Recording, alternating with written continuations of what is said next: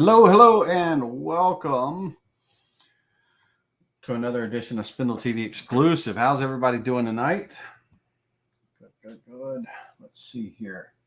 Let me get all of you up on the comment screen in front of me.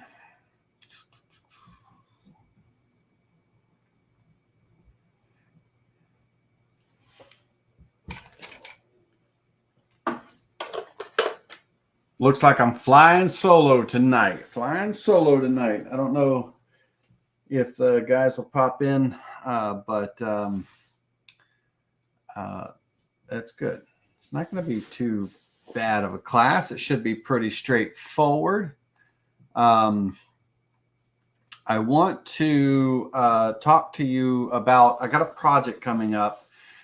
We've talked about epoxies and stuff, still working on getting all the details of that worked out so I can share that process with you. I really want to share that build process with you guys, kind of like the process. I just want to do it like, I'd love to be able to do it live some way or another. But I've got a project that just came up. It just presented itself, and it involves lots of colors, lots of painting, lots of colors, and everything. Oh, welcome, JR. Howdy. It involves lots of colors, lots of painting, and so I'm not the best painter in the world. So I'm not going to be in there with a fine brush trying to paint and stay within the lines and everything. So what I'm going to do is I'm going to use Oramask like I do with all my painted signs. But normally when I'm painting signs, it's a one color off. You know, I put my Oramask on, I carve, I paint, I pill, finish, done, right? Well, this time we have 1, 2, 3, 4, 5, 6 different colors on this project. And the process, what I'm thinking, because I'm not, again, I might, depending on what the colors are and everything, I'm pretty much thinking that I'm going to use rattle can, spray paint and stuff. And I'm going to Oramask this off. I'm going to carve an area. I'm going to paint it, let it dry. I'm going to carve, re-Oramask it, not taking off any of the other or anything like that, keeping just Oramasking where it was carved to cover it up, doing my next carving, and so on and so forth. And I want to prepare for that in our design, in our toolpath. I want to look at that approach and say, okay, here's what we're going to do first, and then, how we're going to proceed through on. So creating the design and the toolpath. I also want to show you all how I'm able to view the design in multiple colors in the Vectric software just for preview purposes only. Like if I was sending this to, a customer or something like this. So now this particular one happens to be for my daughter. So my daughter, big Georgia fan, and her fiance is a Clemson Tiger fan. Clemson Tiger fan. And so it's kind of like a house divided but hearts united kind of thing, right? So I was looking online at different signs, with like 2 football families and this and that, and I liked the way it said, and also I thought the design was cool. But I put my little spin on it, the way that I created the vectors to create the crack and the split in between, the divide, if you will. And so we're going to look at all of that. We're going to look through the process and everything, kind of we'll recreate it, and hopefully you'll pick some tips up and stuff through there. And then we're going to color it in the Vectric software and show how I ended up getting, or was able to get those different colors and stuff. But in real life, I got to paint it, right? So when we're doing the toolpath and we're looking at the toolpath, we're going to figure out, okay, this is going to get carved first. Then we got an Oramask, and then we'll run these toolpaths next. So we're going to kind of get the toolpaths organized so that it actually can happen, because this thing is not getting unclamped from the CNC. I'm going to put down craft paper. What do you call the brown paper, JR? Is it craft paper? like you would put on a workbench when you're gluing up and you don't want glue getting all over your workbench and stuff like that. It comes in a roll. Is it craft paper? Craft paper, butcher block paper. There you go. Yeah, exactly. Yep, butcher block paper, craft paper. So I'm going to put that down on my CNC, and I'm going to clamp my board down, and it's going to carve. I'm going to move out of the way. I've got this plastic stuff that I kind of just throw over my gantry. I move out of the way because of chips, dust. Chips and dust, but also the paint overspray. So I cover my CNC up with the overspray and stuff. But I have a fan. I have a box fan that I designed years ago, still hanging on. So the filter fits in the back, a 20 by 20 by 1 filter. And so what I do is I'll put that fan on, and it pulls the fumes away. So when I'm painting, the fumes kind of go into that filter and everything. It's kind of a microfilter and all. So that'll help with that, because I'm painting it on table. It's drying. I'm re-Oramasking, carving the next toolpath. It's not coming off that table until it's done, right? And I told my daughter, I said, I can carve it. I'll send it to you. You paint it, right? And all that. And then I felt like I felt bad. I was like, no, man, I'm not going to make her paint it. I'll paint it. So I don't know how to paint. I don't ever paint signs. So y'all know this. So y'all understand why this is exciting for me, because I don't paint. I'll spray paint black. Black is my color. Black background. Peel the Oramask off. I'm done. So multicolor is going to be something new. So we're going to approach all that together. A spray booth is cool.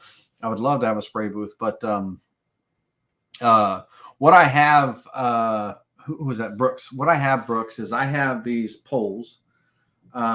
It's what we used when I did remodeling and everything, but they extend all the way up to the ceiling.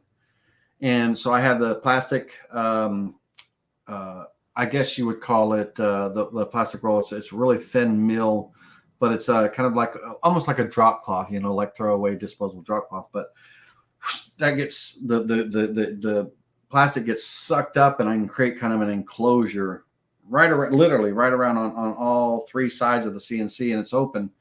And then my fan has a filter in it, so it's kind of like I guess a makeshift spray booth inside my little 6 by 12 shop, but that way I don't have overspray all over everything. That's what I'm doing. That's what we're going through tonight, and we'll go from there. And I didn't know if let me see here.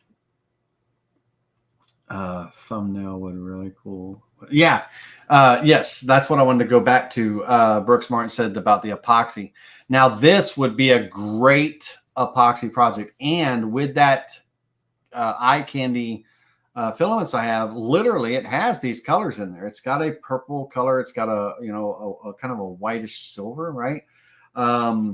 It's got an orange, that fire orange, and it's got a red. So I could literally, I'm going to paint this one, but I think this, once I do my first, now I want to do one epoxy project at a time. I got one that we did last week that we got to wrap up, but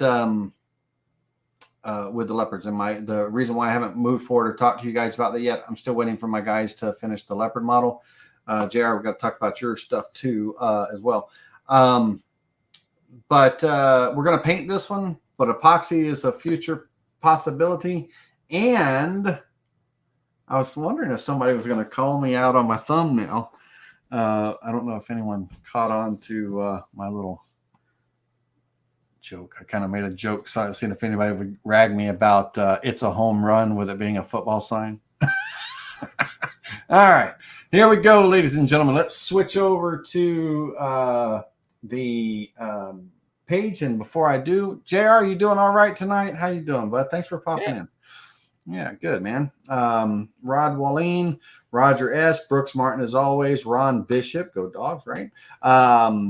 Hopefully y'all are doing well as well. And let's see what we can do tonight. Here we go. So we're going to switch over to camera 2, and let's get me down in the corner. Awesome. All right. So let's take a look at this without any color. Let's take a look at this in the 2D design and everything. And we're gonna kind of recreate this in a way, in a sense, and everything to show you what was done.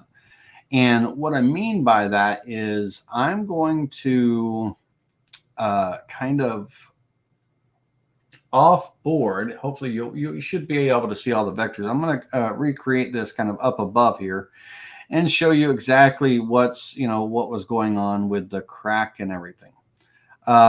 If we go in to the design area and all, first thing that I'm going to do is I'm going to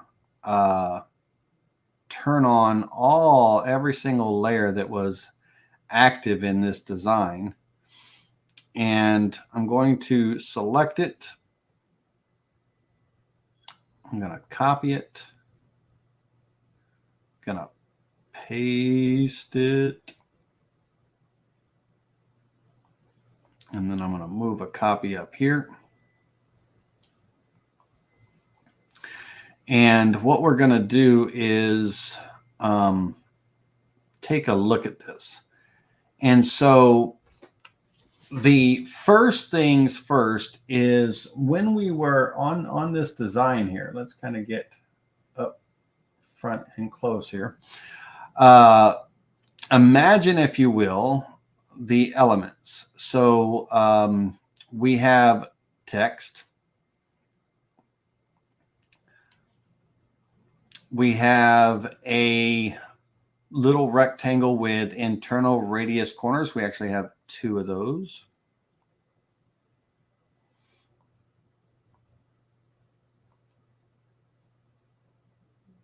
That's the one. Let me grab that again, just like that. Bear with me just a second, because that one's grouped together. We have 2 helmets. Now, these helmets, although they look similar as far as the vector is concerned, they are actually, I mean, they look almost identical, but they are different helmets. And when I, I'm not selling this. I try to stay away from collegiate stuff or football stuff or anything like that because of copyright issues and all. But I'm not selling this by any means. I'm giving it. It's a gift from my daughter, and so I have no crafter's license with the Bulldogs or Clemson, and the football helmets was basically just Google searching and going to VectEasy for Georgia Bulldog logo helmet, Clemson Tiger logo helmet. And then those 2 helmets, when they came in as images, let's see, find it here. We have just these 2 graphic images. And so doing a vector trace, the images are clean. They're not big in size and pixels, but they're very clean on VectEasy. And I have an account with VectEasy and stuff and all. I think I'm saying it right. VectEasy.com, VectEasy.com. And they're very clean images, so they traced very well. And so I'm going to trace this one just so you can see the tracing procedure on a graphic for those that might be new or watching and everything. So we got a graphic here, an image, JPEG, PNG, bitmap, GIF, or TIFF. Those pixel type images have to be imported and traced. They got to be turned into vectors before they can have a toolpath created on them in earlier versions. Now in later versions, if I wanted to, I wanted the vectors. I need the vectors, right? But if I wanted to, if I was just trying to carve this image, I could use the new sketch carving toolpath, right? So with the sketch carving toolpath, what it does is it looks at either a bitmap image or a 3D model, depending on whichever one you want. And it looks at your, start depth, if there's a flat depth, the tool that you're using. We can use the bitmap as the boundary. And it will, if this image was on the board, which let's go ahead and put it on the board. It's not too hard to do so. Let me take this off the board. I can just center it right back. It's not hard to do. But in here, you can see when it's on the board, it's actually lighting up, right? So we have line thicknesses. If I'm doing a sketch carve, meaning now there's no vectors that get drawn here. It's just a carving, right? And so 19 is the default on the line thickness. And, depending on the line thickness that one would choose, it determines, how much of the area that it thinks it needs to, carve. And the carving happens around the green outline. So the carving happens, all the green gets, a carving around it. And so depending on if your lines are thick or thin, that determines how much detail you gain or lose, right?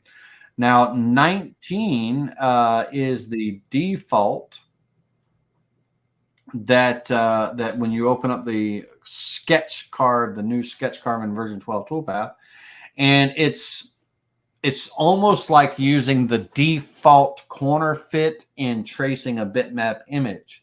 It's bang on. That default corner fit, 82%, I've very rarely ever have gotten off of that inside outside corner. And we're going to be tracing this image, so you'll see what I'm talking about. But that 82%, that default, I mean, I'm an advocate of it because it's bang on perfect every time for me. And so 19, I've played with, larger or smaller detail, line thicknesses and stuff. And the 19, Vectric did a good job with it. It captures those areas very well. It kind of fills them in very well. On this one, there's a few areas that are missing that maybe bringing this up to, let's say, 25, right? Fills that in. So 20, 21, 22, 23, 24, 25, I could probably, and if you have a roller wheel on your mouse, if you hover your mouse over this and you roll that wheel for the clicks, it moves, one click. So for this, 25, 23, there's still some gaps. 25, it fills in, right? And so if I were to calculate this toolpath on this image as it is, it's going to calculate this carving, no trace required, just the imported image right on in there. I come in here and I carve that, and it's gonna do a bang up job. I mean, very for what it is, right? It's very clean. There, I could have probably went a little bit higher. Could have probably looked at everything as a whole and taken that 25 to maybe 26 or 27 or 28 to kind of fill in some of these voids and stuff. But understand this, there are no vectors here, none. So it calculates it, it creates the toolpath that I can save the toolpath, I can run it, but there's no vectors that I want to, like if I want to manipulate something or change something or add something or take something away, there's no vectors there for that, right? So that's a sketch carve. Well, what we want to do instead of the sketch carve is I want to trace this image and create a vector. So in the trace tool, that's not the trace tool, that's the import tool, Lane. Bear with me a second. On the trace tool, we have immediately, as soon as we open the trace tool, it fades it out, right? So step number one, we turn the bitmap fading off. We want to see that image in its full glory. Color or black and white, right? Now, if it's a color trace, then what I'm doing is it's laying out 16 of the different shades of colors. So if I zoom in and zoom in, zoom in and zoom in and zoom in and zoom in, it's looking at all these different shades of colors here in these pixels, and it's laying out 16 of the main ones. Now I can slide this slide bar back to reduce the number of shades that it's showing me in colors and everything. And if I went all the way back to 2, I'm down to basically kind of a black and white option, but red and white in this case, right? Because of the main color it finds. So it's literally taken away all the shades, and it's kind of a hard lining it and stuff. And in this case, that's kind of what I want for this image. But I can also convert it to a black and white, which does the same thing. It gets rid of all those shades of colors. It converts it to a black and white. And now I can, manipulate it from here even more. So with the threshold in the black and white at a 50 here, everything is kind of filled in like you see, right? I need some more detail in the helmet and everything. So I normally go from 50 to 75. That's my threshold on a black and white trace, with 75 being my go-to 99.6% of the time. I slide the slide bar to 75, do my trace, move on. Very rarely do I, am I in between there. It's kind of 75 usually brings me to a good, nice line detail and stuff. But in this case, because of the color, that red color, that maroon color and everything, I actually need to go the other way. I need to get the detail that I want for this trace to occur. I need to go the other way. So I need to back up until the black goes away in the helmet. And when that goes away, understand that, there's this kind of shadow divide right down here in the middle, that white, right, that triangle and everything. I'll probably come back and trace and capture that as well. But I'm going to end up backing out to here to get my main outline, the vector lines that I need for that main outline and everything. And if I want that kind of center stripe, right? I want that center stripe. I'm going to trace this twice. Once is going to be on, let's create a new layer. And on this layer, we'll call this helmet trace 1. And we'll add another layer and we'll rename it helmet trace 2. Now with helmet trace 1 bold, meaning it's active, I can come in here. I'm at 30. I'm going to use that default corner fit. The noise filter, there's hardly any noise or anything in here. So I'm going to click on preview, and it's going to trace that image. I've got those vectors now. I've captured those vectors. Now I'm going to click apply to lock that in, and then I'm going to go over here and make helmet trace 2 active. And then I'm going to come back on here and I'm going to go back to this point. Right when it goes from the white, I'm going to tick back up right to here. I've got a few little specks I might want to get rid of. So let's just keep ticking away. Tick, tick, tick, tick on this. I'm going to kind of fill in a bit. So I'm filling in all those little white voids and stuff. And then making sure that I'm in helmet trace 2, I'm going to go ahead and click preview again, apply, and then I'm going to close out the tool. So now I have 2 tracings. And let's turn off the bitmap layer. And essentially, they're both the same tracing. I've got a lot of the same vectors on each layer. So if we look at helmet trace 1, let's go right here so everybody can see. If we look at helmet trace 1 and then we look at helmet trace 2, the face guard and the main outline of the helmet, all that stuff is in one. It's also in two. I don't need them both. I only need one, but I am going to take from this second tracing the things that I do need or do want, the detail that I want. So once again, if we look at here, really the only thing that I don't have is that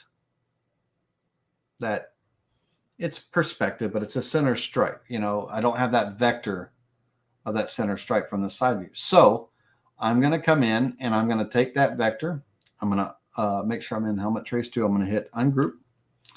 I'm going to take that vector and I'm going to move it to the helmet trace 1 layer.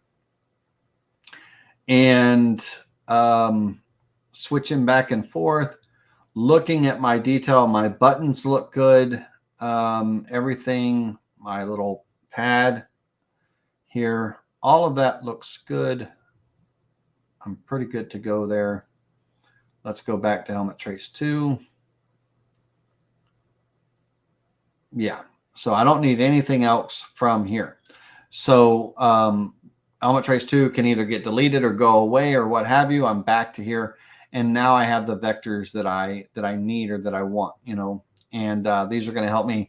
They may not help me with my carve per se, but they're going to help me with the detail that I need for the painting and all that stuff. I'm going to be using them. Now, this vector, while it has some overlaps and everything, I'm going to get a warning in the software saying, hey, you have an overlap, blah, blah, blah, and everything. And so I'm going to try to circumvent that by getting ahead of it, right? So I'm going to look and see where I'm making contact and where I'm overlapping, and I'm going to clean it up. So what I'm going to do on here is essentially I can go into node editing and I can, you know, I'll use my down arrow. I can kind of pull this down. I'll grab that too. That should have went with it. And I could probably get away with, cutting this vector here and cutting it here, getting rid of that tip, and then using my extend tool to extend this vector to that vector.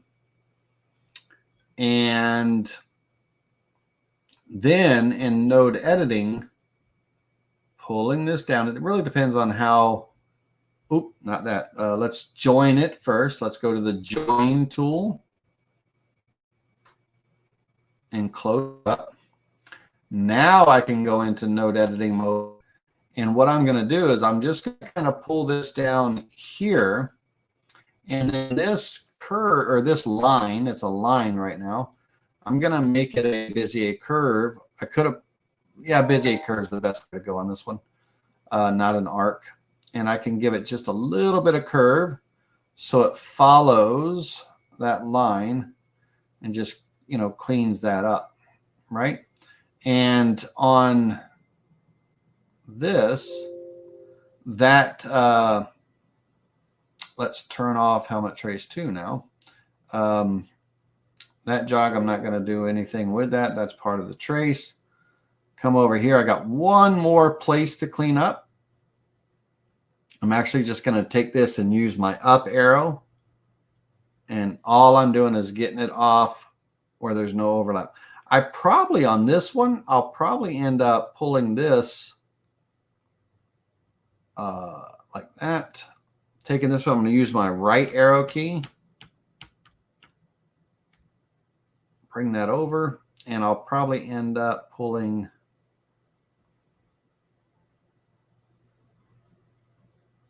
Don't want to change too much, but just kind of pulling into there a bit.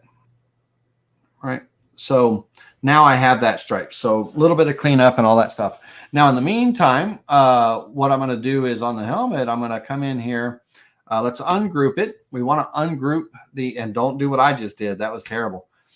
make sure you're in the active layer. So let's turn off that layer and go into the active layer, or make sure that the layer we want is active. So in this case, it's helmet trace 1. And then I'm going to come in and ungroup the helmet onto that groups layer. Now, we want to ungroup because we're going to be looking for overlaps, intersections, all that stuff. We're going to be doing a vector validation and seeing if there's any issues and everything with this particular. None. So it's all clean.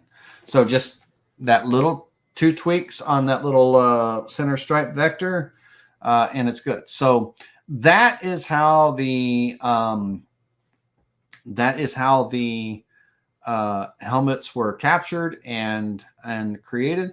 And each one, I didn't create one helmet and then put a Georgia logo on it or a Clemson paw on it or anything like that. I actually, I found the 2 vectors of their helmets, and they're most all of them have helmets and stuff and everything like that. And so let's get rid of that. So that's that. Now, actually, I want to keep that because on my original, notice I don't have that center stripe there, right? And it's always that afterthought. All right, so I might want to switch out that helmet. So we'll move that to the side for right now. All right, now I want to take this and I do want to get it centered back on the board. Okay, and then I want to come back up to where we were on my drawing here. So I'm going to take my drawing here because this may end up being my final result. What I create with us tonight here. What I will do is I'm going to actually take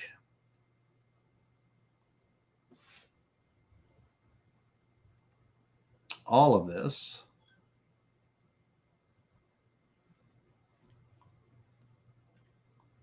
get rid of it, and I'm going to bring this one in that has that center stripe. Now it gets sized down, and what I did was I kind of selected the other helmet. I looked down at the bottom of the software and saw that it was roughly about 10.45, by 7.9. And then I come over here and I can go to the size tool because literally they're pretty much the same size or same style, same design. So I could go that 10.45 and that 7.9, that aspect ratio and kind of, bring that there. And then I can, get it into position. Now, notice something. It's not the same size. One is bigger than the other and all that. The Clemson is larger than the other. And there's going to be 2 reasons for that. Perspective. So things that are closer are larger. Things that are further away are smaller. In this case, they're kind of both on the same plane. But even though this vector with the border and this vector are pretty much the same size and space and everything, because the wide area down here at the bottom has very little intrusion from this rectangle here, gives me lots more space, and there's very little intrusion here. Gives me lots more space for this versus this particular vector that has a lot of intrusion. I don't have a whole lot of room and everything to work with. So this particular helmet was sized accordingly. So we come in here and bring that down, not too small. I don't want it being too small. But what I did was this right here, this vector or this hook, crook, whatever you want to call it, kind of tried to get it right over the J there. And then from there, I can kind of bring that a little bit bigger. Now, there's one additional vector around each of these helmets. So this outside border right here is to create like an island for the carving and all, because all this stuff is carved down. It's raised up. It's raised up where everything is carved around it. So this vector around the outside creates kind of an island for this helmet to get carved onto. And this new helmet needs that as well. So what we're going to do is this offset distance is roughly about an inch. If I were to measure length, kind of try to go straight there. I'm roughly about an inch, right? Offset. And so all I'm going to do is take this outside vector right here, which encompasses the whole design, and I'm going to offset it outward 1/8 of an inch.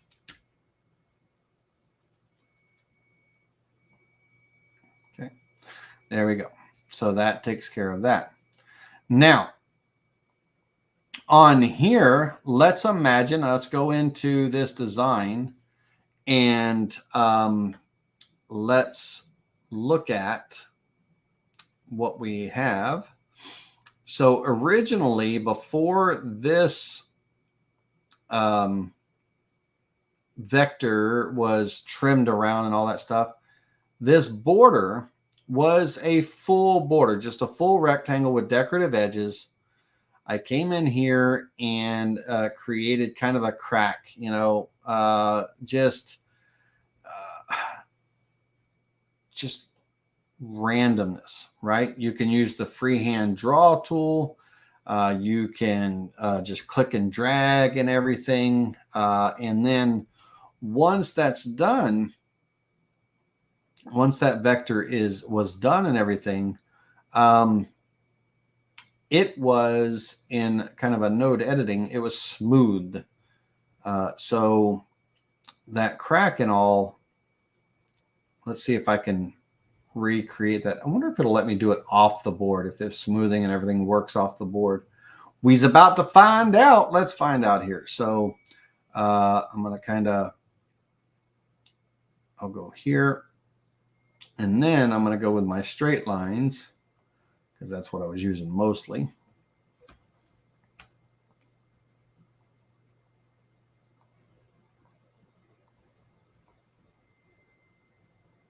Let me zoom in.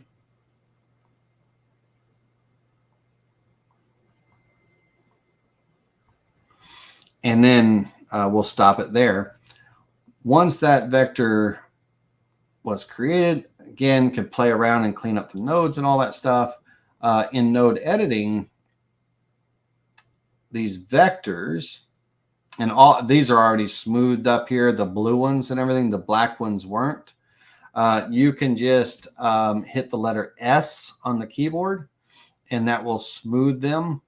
And then, of course, take away some of the dramaticness, like if, you know, if it's really a dramatic smoothing, you can, these teeter-totter type arms and everything, you can change them around.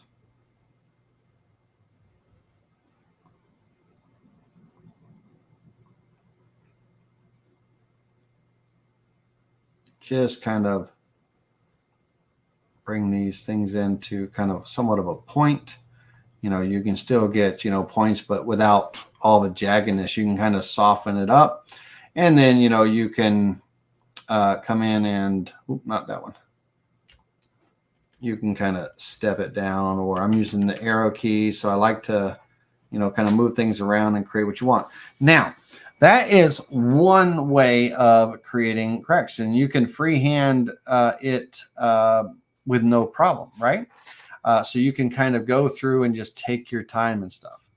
Now, alternatively, we can go online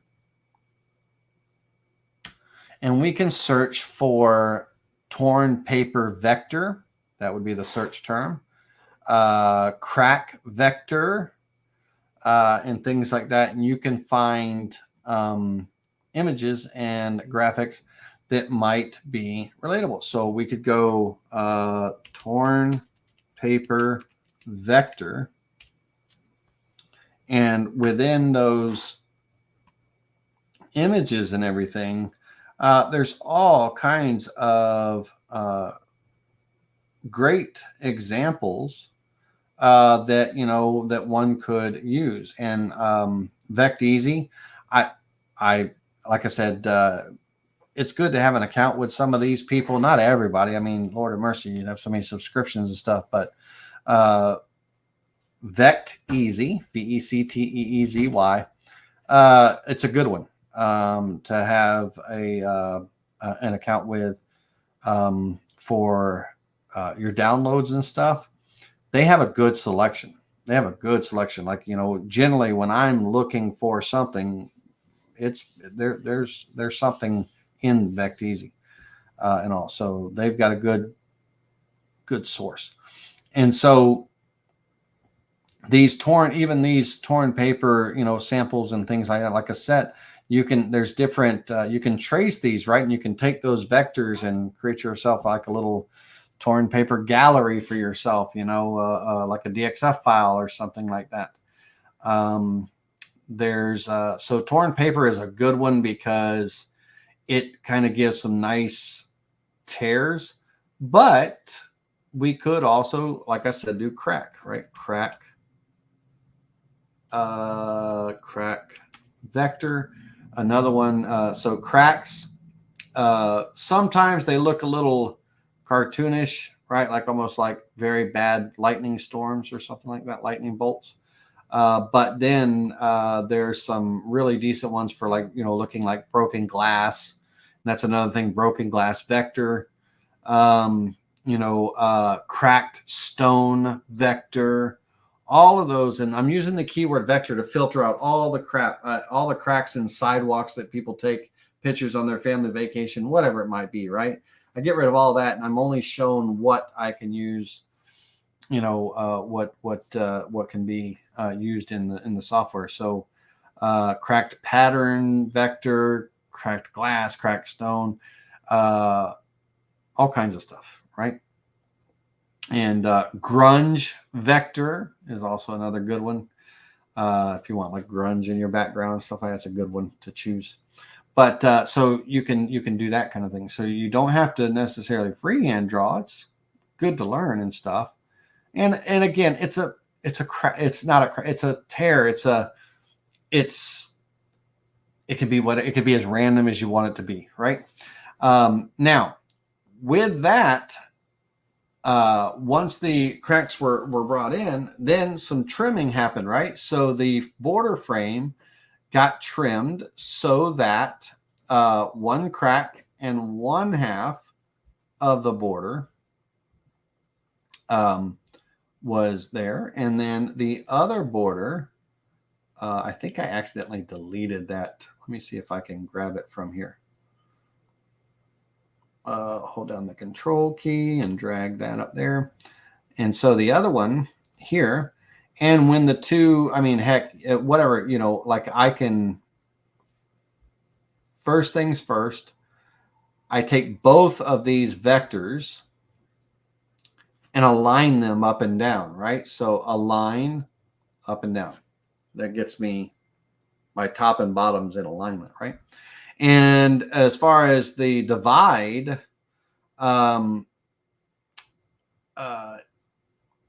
you could have a, something happened. Hold on a second. Stand by a moment.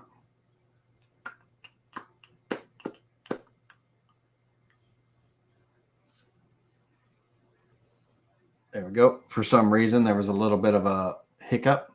Let me hit save real quick, just in case. So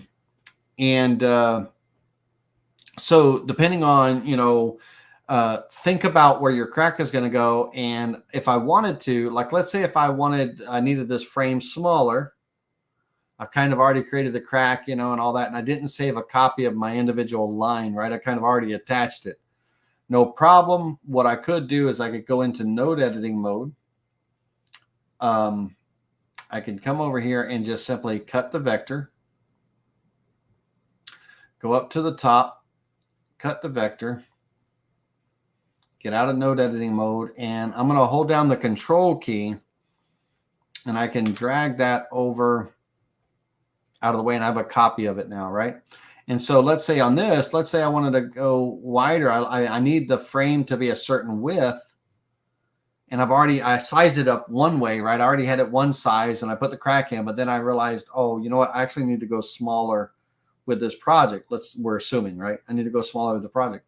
So all I have to do is bring my sides into whatever, length I need, or, what have you. And then I could just come in here and cut the vector on the ends. I could slide, if I want the gap open more, I could slide this over, and then I could just take my scissors and trim to, have that new size with my wider gap or whatever the situation is, right? And so we have that. So these vectors would be on one layer. So I'm going to take my frame and my divide. I'm going to take that vector and I'm going to move it to a new layer. And I'm going to call this my border with break, because it's a break in the border, right? So border with break, crack, divide, whatever you want, right? So that'll be one. Oops, we'll leave it active.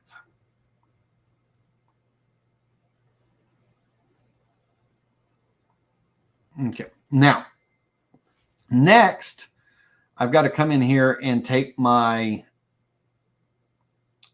name, or not nameplates, but my text, and figure out where those are going to go. And let's do the one that's kind of grouped together just to kind of get it. Now, remember, these have been grouped together, but I've already shrunk this side down, right, and stuff. But I'm going to take this and kind of position it in some way. And I wanted, let me ungroup that. I wanted this to where there was some overlap on both sides, right? But the way the crack is gone and everything, most of and the way the crack is, going at a diagonal angle, most of the overlap is on this side, right? And everything and stuff. It's kind of offset. It did not look right to me to have this one like over here, because all that's doing is centering it, and all. So I want that kind of one side on this side, and this one represents this side. And you'll see in the design, they're different colors. So one's the crimson orange, and the other is the Georgia maroon. Now, this is important. This was one of my mistakes early on. I need to trim this vector to go around to clear this crack in the middle. I want it to look like this plaque, this little placard is on top of it.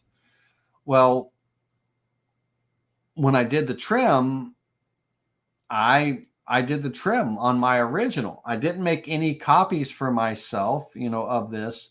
And about 7 or 8 steps in, there was one thing I wanted to change and all. And ultimately I looked back and I went, oh, shoot. I did that trim, and I actually trimmed I didn't save myself any copies. So I had to go out and like backspace, undo to get back to it. Or I would have had to recreate the whole frame and crack again and all that stuff. So making that little duplicate, and even on this one here, because it's a different crack, they're not the same. They somewhat started off to be kind of almost like a mirror of each other, but then they ended up being different, right? So the same thing with this one, node editing. If I come in here and just cut the vector and cut the vector, get out of node editing, that line, hold down the control key, that can move over here. And these two vectors, heck, I could just, they're part of they can just stay there. They can go on their own layer as my crack, main vectors or what have you. But also I could export them out as a DXF and put them in a folder of cracks, right? Crack lines or something like that. I mean, if I went through the trouble to do all the drawing and all the node editing and all the stuff and all. I'm sure I could just, with a little bit of tweaking and all, I could make 50 or 60 different looking cracks out of there. I could bend them, I could straighten them, I could shorten them, I could whatever. Cut them in half, divide them in 4, all that kind of thing. So I can make a lot just from those 2. So if I'm gonna take the effort and the time to clean that up, why not set it out as the DXF that I could bring it into future projects and stuff? All right, so our 2 cracks are set aside. Now, the 2 actual, let's join this back together. So let's go this, hold down your shift key, select the crack, and join those 2 open vectors into one. Here we go. And if I were to make sure I'm thinking and planning ahead and all that stuff, I'm going to hold down the control key. I'm going to drag this out. I could just do another layer right copy of my border with crack, that kind of thing. You know, I don't have to drag it off onto the screen and stuff, but I'm just kind of pulling things to the side, right? Because now I'm going to trim this up. Now, I'm not just going to all trim willy-nilly and just start like, you know, I'm not going to take my scissors and simply just come in here and go trim, right? Because what I do, I just created 2 open vectors. A line can't dead end into another line. I mean, it can if I was doing it as a profile cut, but if I want to pocket this area out right here, I can't have this open vector like that. It has to be closed, right? So let's undo that. If I take my vector here and make that my boundary, right? So if I select these 2 areas, I come into my trim tool, not my scissors, but my trim tool. And I say, okay, I'm going to clear inside of a boundary. And as it says here, the selected vector or vectors or objects, they will trim to the last selected item, which is the boundary, right? The last object.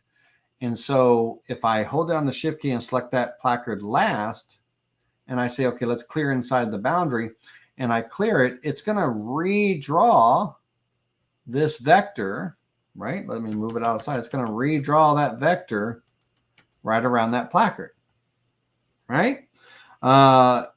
Wonderful, great. That's kind of the goal that we want, but now the lines are on top of each other. And if I were to do a vector validation on this, checking for potential issues, I've got 105 overlaps and intersections everywhere these 2 vectors touch with each other. So I've created a problem for myself just with that trim. I've created a lot of problems. So we don't want to do that. What we do want to do is we want to take our placard here, vector, and we're going to offset it just so slightly. So offset outward. And I'm going to go outward 0.03125, a 32nd of an inch. I want to keep my sharp corners on it, and I'm going to click offset. And I went in the wrong direction. Let's go the other direction, outward, offset.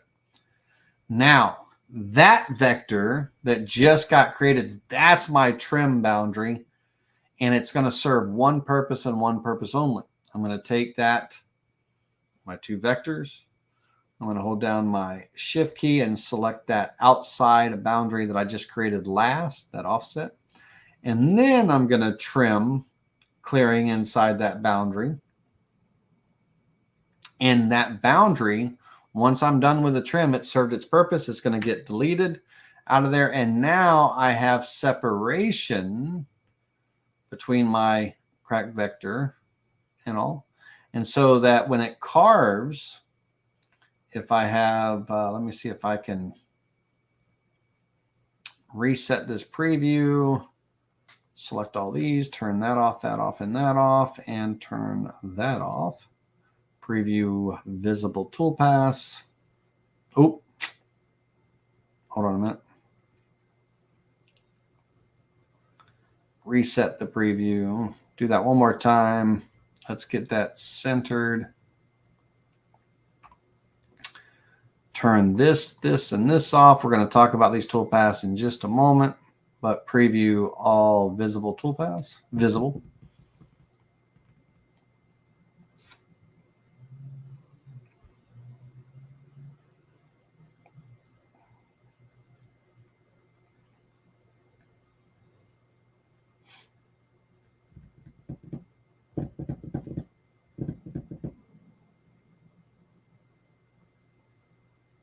Lots of toolpaths, lots of toolpaths, lots of toolpaths. Okay, so now when I did that pocket cut, so this is all pocketed out right here, right? So with that pocket cut and everything, I was able to go around that placard, that original vector and everything without being on top of it. Because if by chance I wanted to create like a little boundary or something to kind of create a little definition on that, a very small shallow carving or something, I have that vector to do that, and I don't have another one on top of it that could cause potential issues or problems and things. So we want to do that with both of these.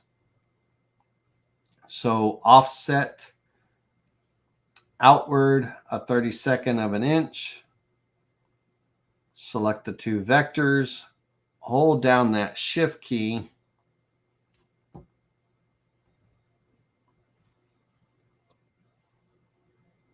trim, clearing inside the boundary, and then of course delete that offset. It's no longer needed. It served its purpose.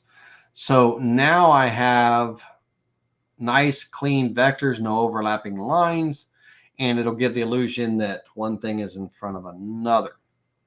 Okay, so that's how we create the base function of this. Now, when it comes to the helmets themselves, this kind of outline, if you will, is an island that all of this inside stuff is getting carved on. If I were to select this pocket, let's try this pocket with this helmet without that outside offset that created that island, the normal carve will be reversed. It'll be like a negative image. So let's take a look at what the normal carve looks like. So just the helmet, no other vector selected at this time, just the helmet. If we come in and do a V-carve toolpath, I'll set a flat depth just for my purposes. And then I'm going to use a 16th inch end mill to carve any of the flat areas. But when I calculate this toolpath, we'll talk about those overlaps in that one in just a second. If we look at the helmet and everything and preview the visible toolpath, we end up with a nice looking carving of that helmet vector. Now, a couple of vectors that are in there that don't get selected, they were not part of the original helmet trace, are these vectors in here where you see these pockets getting carved away. Those were created by me after the fact by doing offsets. And the purpose for them, for preview purposes only, they're not actually going to get carved, is so that the area in here gets milled away so that when I add color to that area, that color, it would help if I actually previewed that toolpath.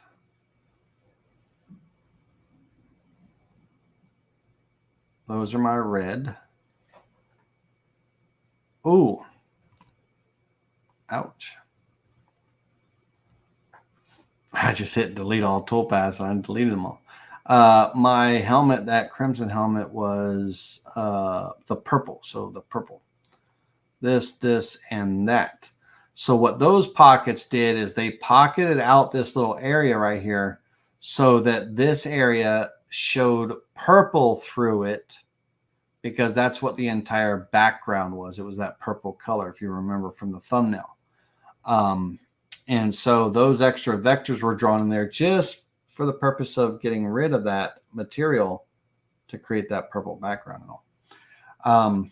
Let's go back to our 2D view.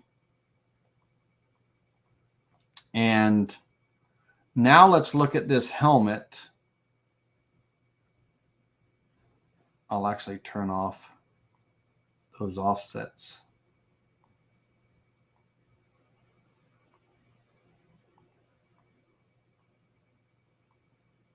I should group them, select them all and group them together at some point. Let's make sure. So that one, 3 more, that one, and that one. There we go. So those vectors that I just turned off, those were the extra ones that I created by doing a simple offset to create that vector. It was a distance of just a few thousandths away. It looks like a big gap right here, but it's not in the scheme of things. It's only a few thousandths. But those vectors were created just for milling away that wood right there so it could be purple like the rest of the background. But let's come in here and select this without that outside island offset, the one that makes the island. And let's V-carve this. Just the helmet. This is like if it was traced right from the photo and I just went straight to the toolpath. So I'll use an 1/8 inch flat depth. I'll use a 1/16 inch end mill. I'm using a 60-degree V-bit. We'll calculate this toolpath and everything. Reset the preview, preview the visible toolpath. And we have this helmet, right? So it looks good, right? If I add some color to it, just a color, right? It's a, you know, let's do some black so we can just see, right? So it looks like a helmet, right? With the shadows and everything. Now, if I took that same vector and I did the pocket cut because I want to do it raised, right? So now I'm doing the, not that one. I want that one, the one that goes around the border. But, and yep, that one too. So if I use that again, still don't have that island vector selected, that offset. If I do a toolpath on that, V-carve toolpath, I'm going to keep everything the same here. When I calculate this, let's do a raster, not an offset. And let's definitely, I would add a 1/4 inch end mill. That's a big area for a 1/16 inch bit to do. But let's look at it. Let's preview the visible toolpath. Now on the helmet, everything that was carved down will be raised up and everything that's raised up will be carved down. Let's turn off the color. And now we have this negative image, and that's what I don't want. That's what we don't want. Not I, we. That's what we don't want in this instance. What we want is the helmet to look like it did before and to have this pocket. In order to do that, we have to add one more vector to our selection. And that vector is this outside boundary line offset. So what happens is for those of you that are new, that are watching and stuff, a V-carve toolpath cuts between 2 lines. It skips 2 lines. It cuts between the next 2 lines. It skips between 2 lines. Cuts between the next 2, skips all the way through the design. It looks in it's just doing every other set of lines, if you will, right? And so by not having the border and just the helmet selected, it was carving between these 2 lines, leaving this uncut, carving between these 2 lines, carving that paw in, leaving all this uncut, carving the grid. It was doing exactly like it should be doing. But the minute that we calculated the toolpath with another line in there, we added that other line and it reversed everything. So everything that was once carved down is raised up and everything that was raised up is carved down. So we have to counteract that with another line. So I'm going to hold the shift key down. Let's go back into that toolpath here. And I'm going to hold the shift key down and I'm going to add this line. This was just simply an 1/8 inch offset all the way around, offset outward. I'm going to add that into the equation now and calculate this toolpath. Again, in real life, it would be a 1/4 inch bit, not a 1/16 inch bit doing that. But now when we come in and we carve this, Now we're going to get our pocket all the way around. We're going to have this island that's kind of raised up, and then the helmet's going to be carved into that island, that platform, right? So now if we add our color to this, right, we have that look that we want, right? Now, all the inside vectors here, this is what those extra vectors that I was just describing to you that I made. Those extra vectors, they're going to be purple, not black, but basically, I'll just preview them. So that one, that one, that one, and that one.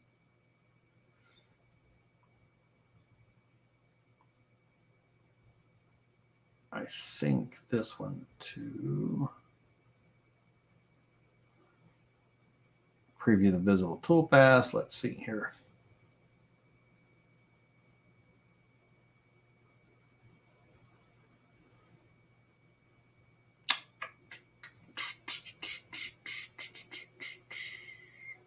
What just got carved?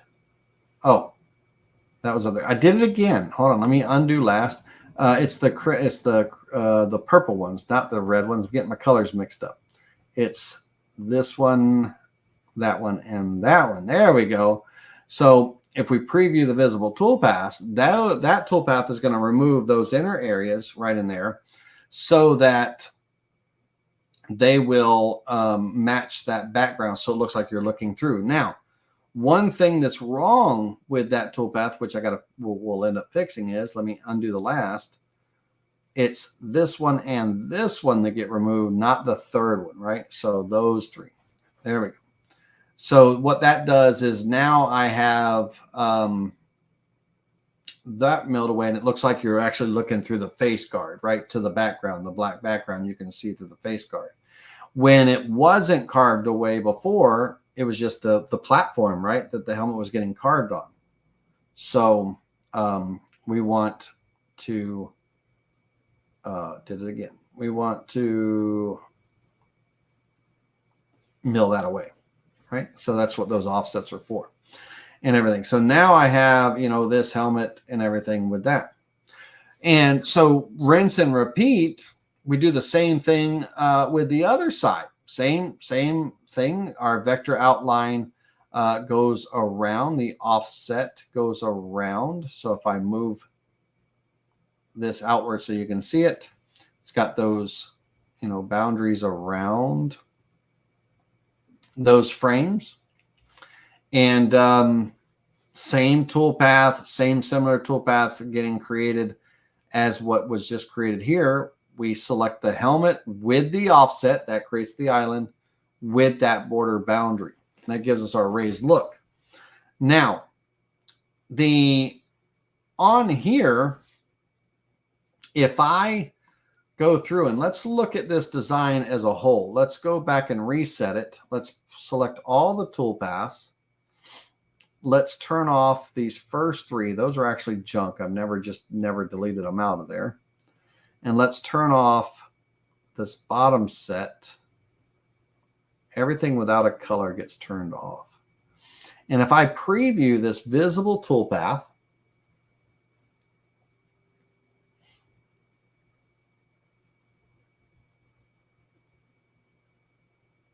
in normal situation, my black painting, right? So like, let this finish.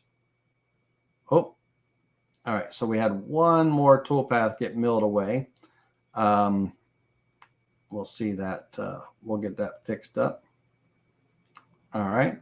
Now, the toolpaths that just milled this helmet away and just milled that helmet away, they are that way so that color can be added. There's literally, if we look at the toolpath, it's literally set to only skim off in the preview purposes, not that one. Let me get back to it here. It is that one. 1/1000th of an inch, right? So this toolpath only exists for preview purposes only, to add color to it and everything.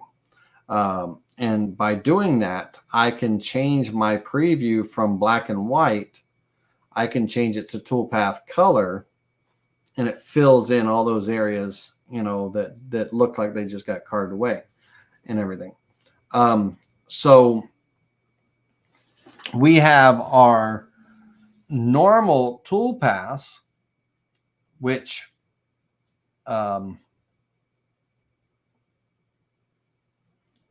let's close this up so you can see this entire list over here.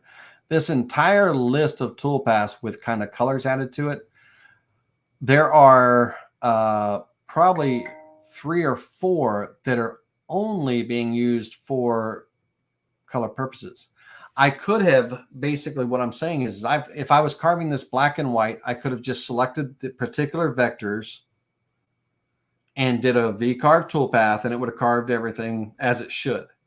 But if I wanted to be able to show this to a customer, and I wanted to be able to show this with colors and everything in there, I have to create a few extra toolpaths to skim off just a little bit. So let's look at this without the skimming parts. Okay. So let's reset this preview, and we'll just kind of do the previews one at a time here. So this is the main pocket and helmet toolpath, one V-carve toolpath with a flat depth. It's doing the text, the carved in text on the placard, Hearts United. It's doing the raised text and the raised island, right? So that's all that toolpath is doing. Now, I could have selected the heart, the text, the border, the helmet, and all of the stuff inside the helmet, all these vectors in here, and put them in that one toolpath. But I need the helmet to be a different color. I need black outlines and everything and stuff on the helmet. So the outlines were created in a separate toolpath. So I can preview that toolpath, and those 3 colors are assigned black there. So when I preview that toolpath now, and again, it could have all been one. If I was just carving this to carve it, no painting, no nothing, I could just one toolpath. I don't need all these different, 5 or 6 different toolpaths. But what that did was now I can assign a toolpath color to them, to that toolpath, in this case, black, and I get my black visual there, right? Now, this helmet right here, in here, is red, maroon. So in that maroon, let me uncheck that one. In that maroon, I need a toolpath to skim off, and this toolpath again is only taken off 1/1000 of an inch. Can't even. It's just for preview purposes only. It's not actually going to get run on the machine. Preview purposes only. I'm running that toolpath for the purpose of I need to fill this area in with color. So I come in and create another toolpath just on that vector there. And if we look at what's selected, let's turn off the toolpaths just for a second. It's this outside boundary right here and the boundary around the logo. That's the vector selected. So if we now look at it and I preview it, it's skimming off 1/1000 of an inch. And if I turn the color off, okay, it is just taking off this little bit here. It's taking this off so that I can add color to it to fill in that color and everything. And the same thing with the helmet. Select this, this, and this. Preview that visible toolpath. That's my normal regular toolpath.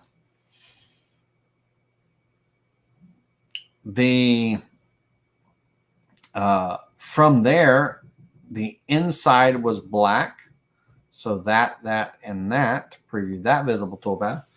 All you're doing when you're wanting to assign colors to something because you need a visual that you're going to send to a client or something like that, you're just taking the toolpaths that you would normally just kind of do as one toolpath, select your vectors and create the toolpath, and you're literally separating it into the same toolpath just multiple times over with only the vectors selected that have the color. So here, that gives me my black outlines. Now, this inside area right here gets right here. We have that one and that one. Preview the visible toolpath. That gets milled away a few thousandths of an inch. That gets milled away to be able to paint that, in software visual, be able to add color to it. And then I've got a white one right here. That one is an actual toolpath that gets run, but it's the pocket part, and it gets painted white, so it's separate. So selected it separate. And then inside of these helmets, inside of this one and inside of this one, those little pockets were created. So that one there, and which one? This one here.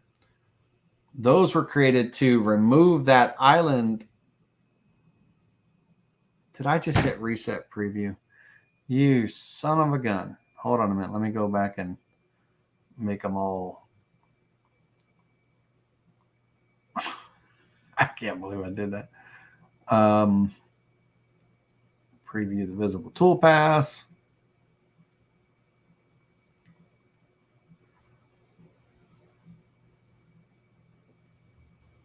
All right, get my black outlines in there.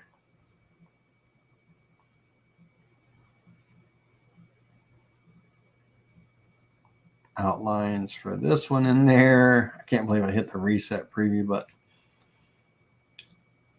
All right, long story short is those vectors are simply just removing that island, that platform, so that we can see the background color through it. They're assigned a color, but it gives that visual like we're seeing through it. Now, up here, you can see I've already got one stripe here kind of filled in white. These triangles and everything here, they were milled to add color there, so that one was, let's get this added back there.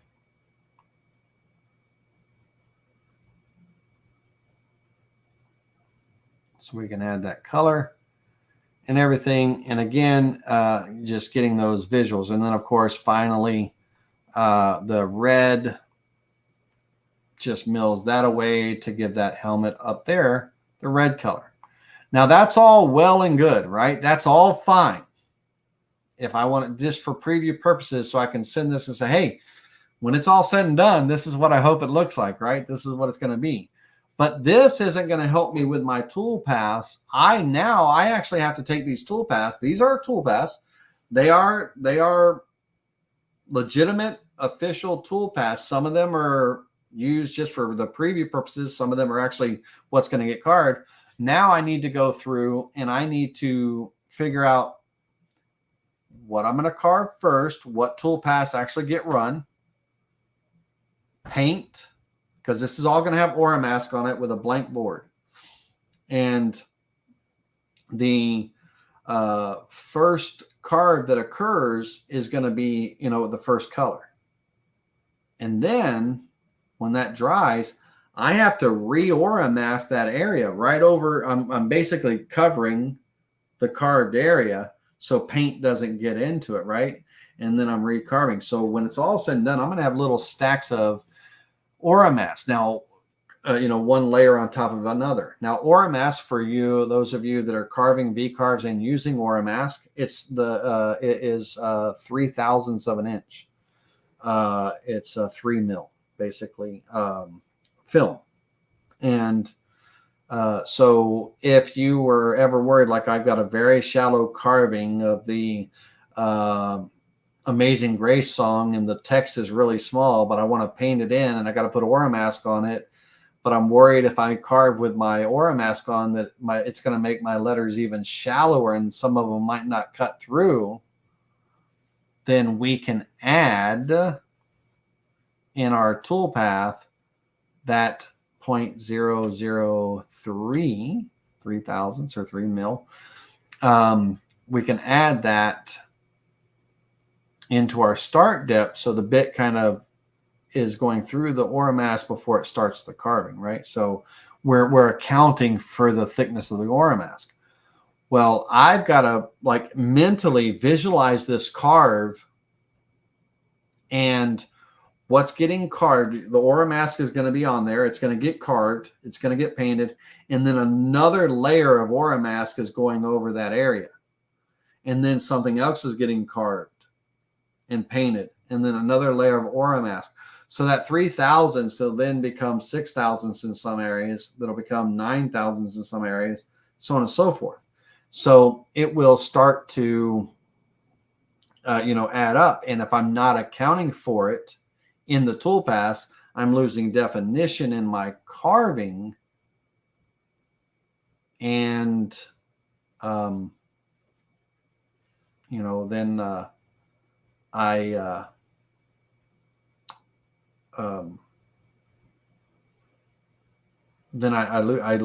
might lose some detail that I don't want to lose, right?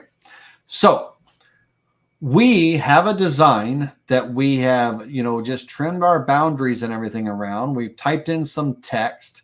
We've traced the helmets. We've added the outside boundary and everything.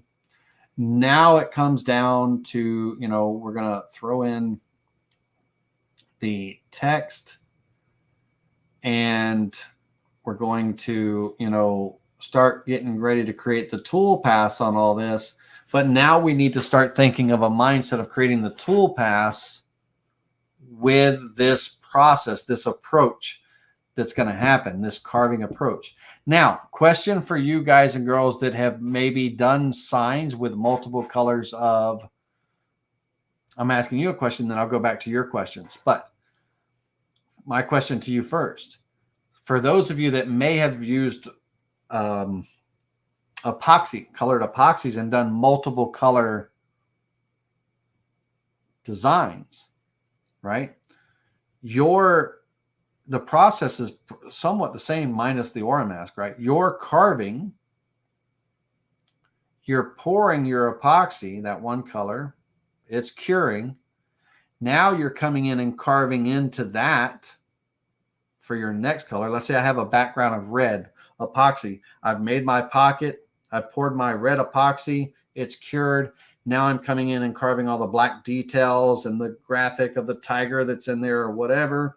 And that, I'll do the outlines and then the body might be orange, right? So there's those processes, but each time you're pouring that epoxy, you're allowing that epoxy to cure.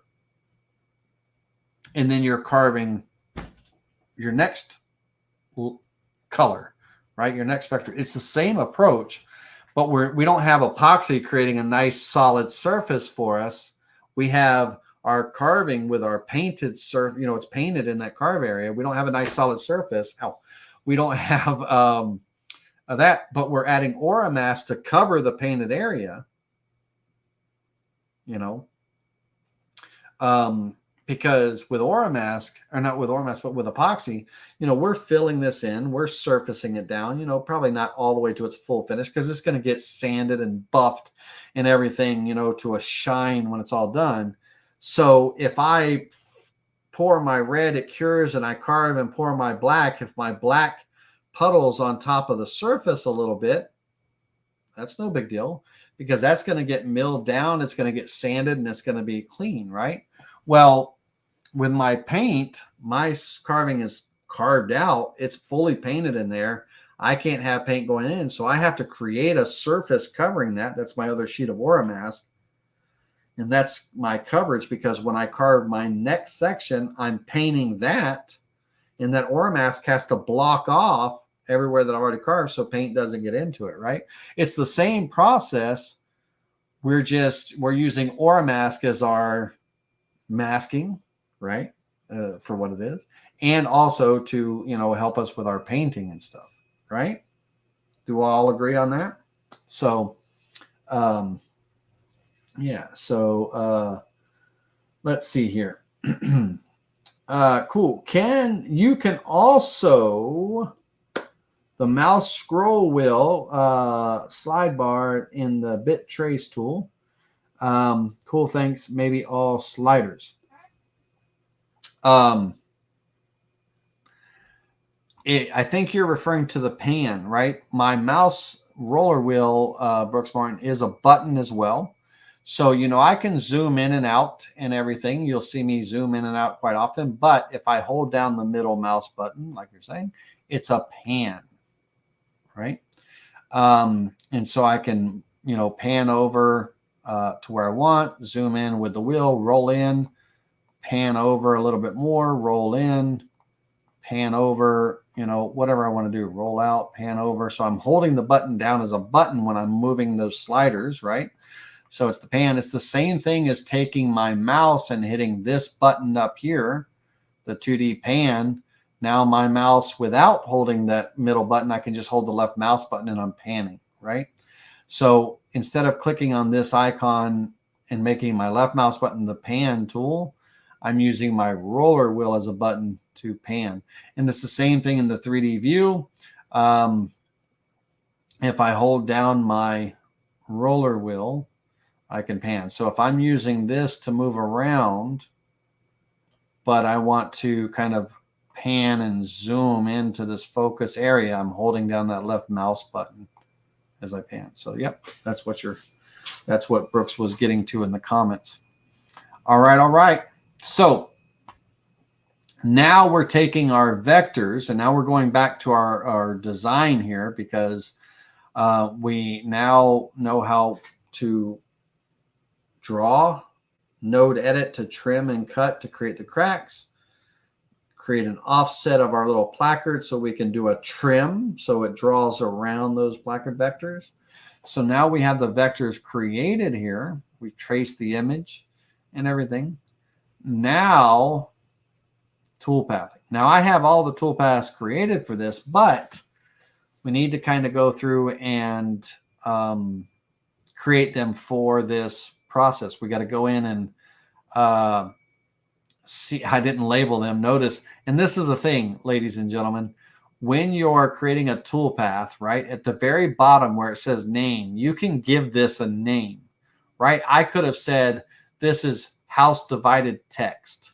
This is Clemson helmet, tiger paw, right? I could have given it a name so that when I'm looking at all these VCarve 2, VCarve 3, VCarve 4, 6, 7, 8, 9, 12, 11, 13, right? When I'm looking at all these, I have to kind of put a check mark in, or at the very least, I've got to select one of the toolpaths and look for the pink vectors that are selected for that toolpath to see what they're assigned to, right? Because I just hit calculate, set my settings, set my bit, hit calculate, didn't name it or anything. Now I would probably say I have a good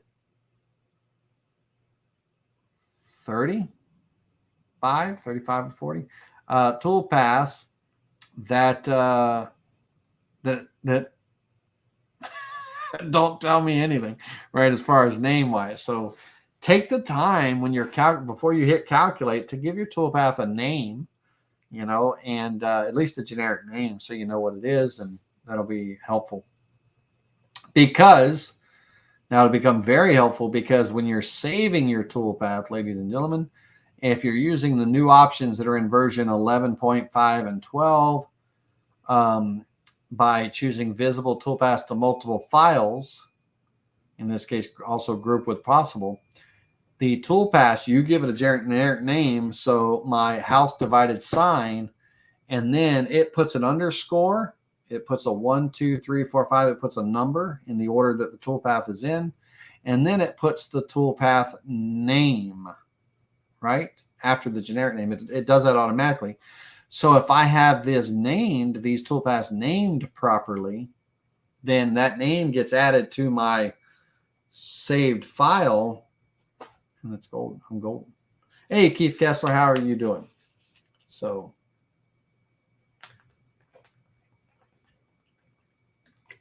all right. Now, in here, let's look at some toolpaths.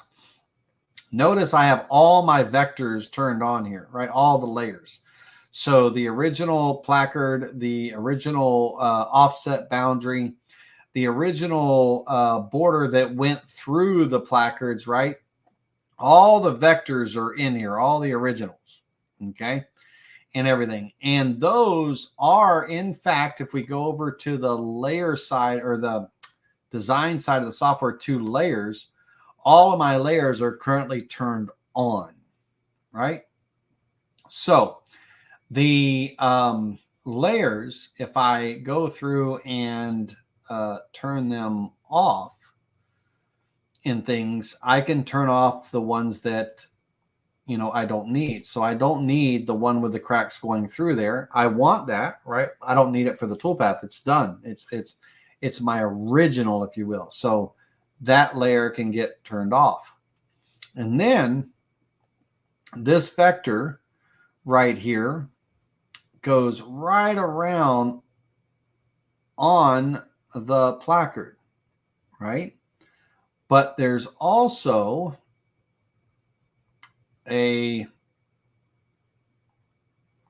another vector on the outside right here, on the outside.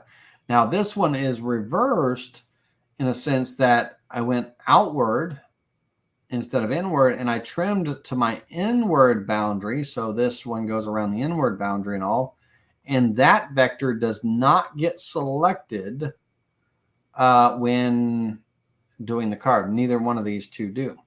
But those vectors are in there. One, because my original shape. Number 2, if I want to create like a little guideline or something, or maybe even another offset to create a little decorative border around the text. And I might even do that because it does look kind of, you know, it could probably stand to be maybe carved out and to have this text raised too, or at least at the very least, a nice decorative border around here. So let's do that right now. Let's take a look and see what that would look like. We're going to take this vector right here. We're going to offset it inward. Oh, let's try that again. Let's go. I'm going to go a full 1/8 of an inch, 0.125. Create sharp corners. And I went the wrong direction. Let's go inward. Can actually go a little bit more. So let's go 0.1875. There we go. And on that vector, we'll come in and it'll be a V profile, not a V-carve profile. And I just hit V-carve as I said it out loud. Profile toolpath, we're going to cut down 1/8 of an inch deep. Let's go 0.15. We're going to use a 60-degree V-bit. On the line, let's select our bit first. On the line, and this will be our upper inside border. Calculate. Now let's take that upper inside border there. Let's assign it a color of black, and then let's preview it. Right? So we got a nice like outline around that. Now, opposite of that,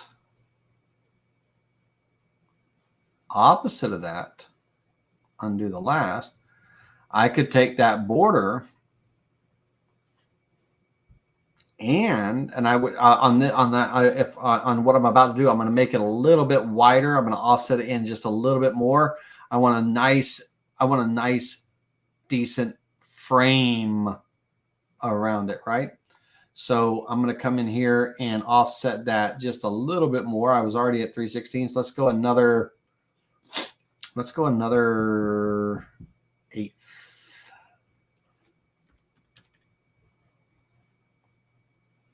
Okay. Now that vector, this one will not get used. Now this vector and this vector is going to get selected. It's going to be a V-carve toolpath. I'm only going to go down 1/16 of an inch, not an eighth, 0.0625, just to give me a little bit of raise, a little bit of raise, 1/16 of an inch. I would use a 1/8 inch end mill on that with a 60-degree V-bit. Calculate. Okay. Now, this has that house divided carve in it, right?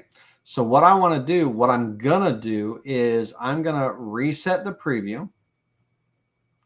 I'm going to go through and select all of the vectors that actually get carved. And I'm going to leave out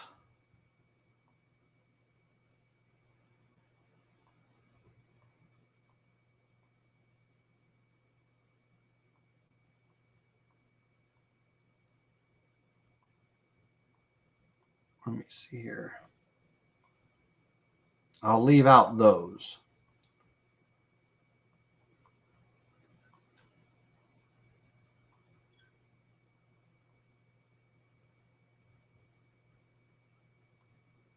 Okay, now if I preview the visible toolpath,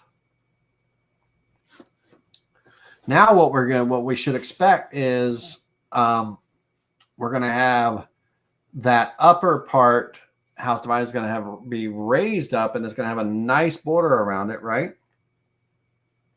And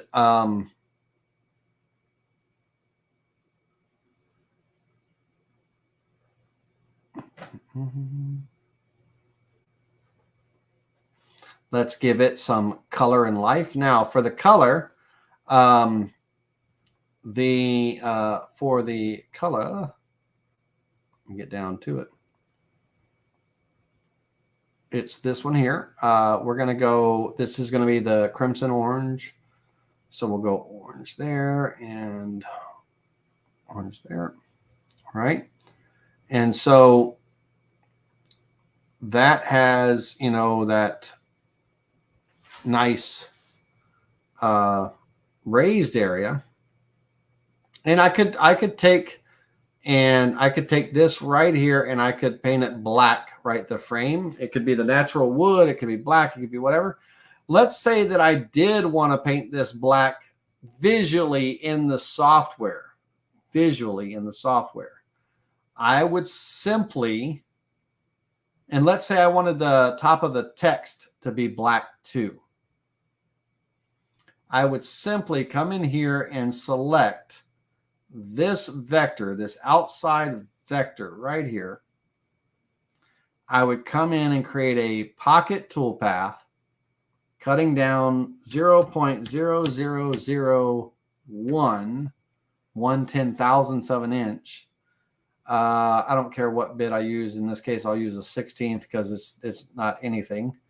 And I will calculate that. I will come in, and this one down here got, because those two vectors were selected, but let's focus on this one up here. I'm going to add a color to this. I'll make it black. Now, when I preview this toolpath, it's going to, and black is not a good color for the inside letters with that orange. It looks Halloween. It looks Halloweeny now instead of, not a good color. Purple, that purple. Let's see. Let's change it to that purple. That might make it different.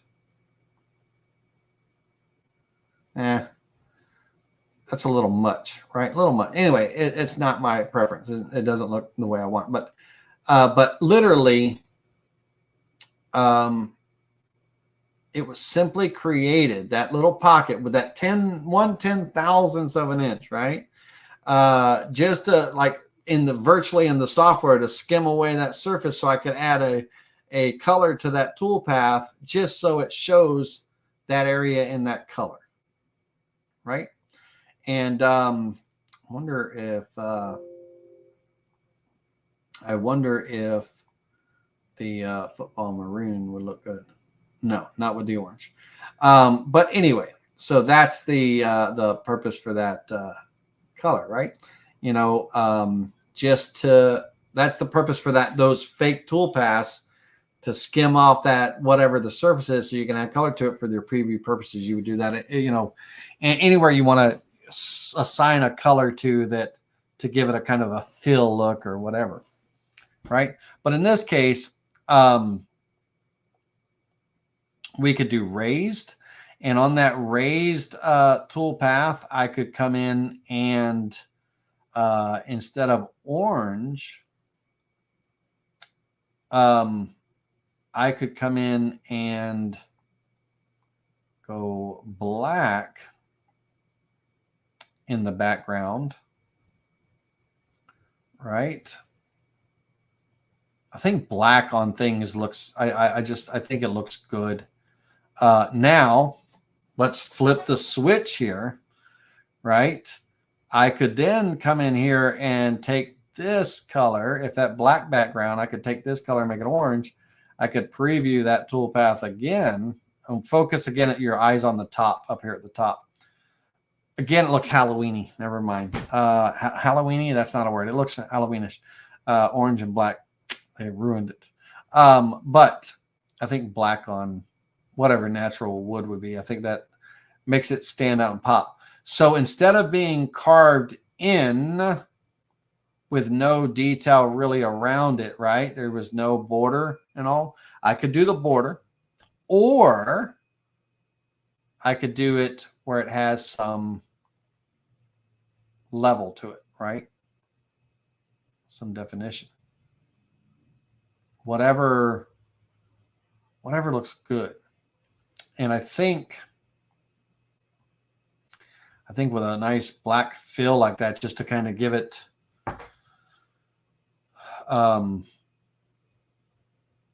I think if I do with the purple and the maroon, and I fill this and I fill that, I think it's too much, right? We've got all this purple here. We got all this maroon over here.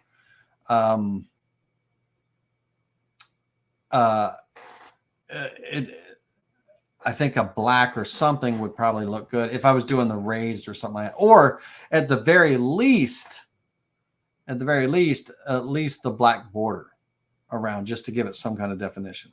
Okay, so that's the things you got to think about, you know, in what's, if that was the case, and now I have, you know, I've got another area that's going to get painted in color.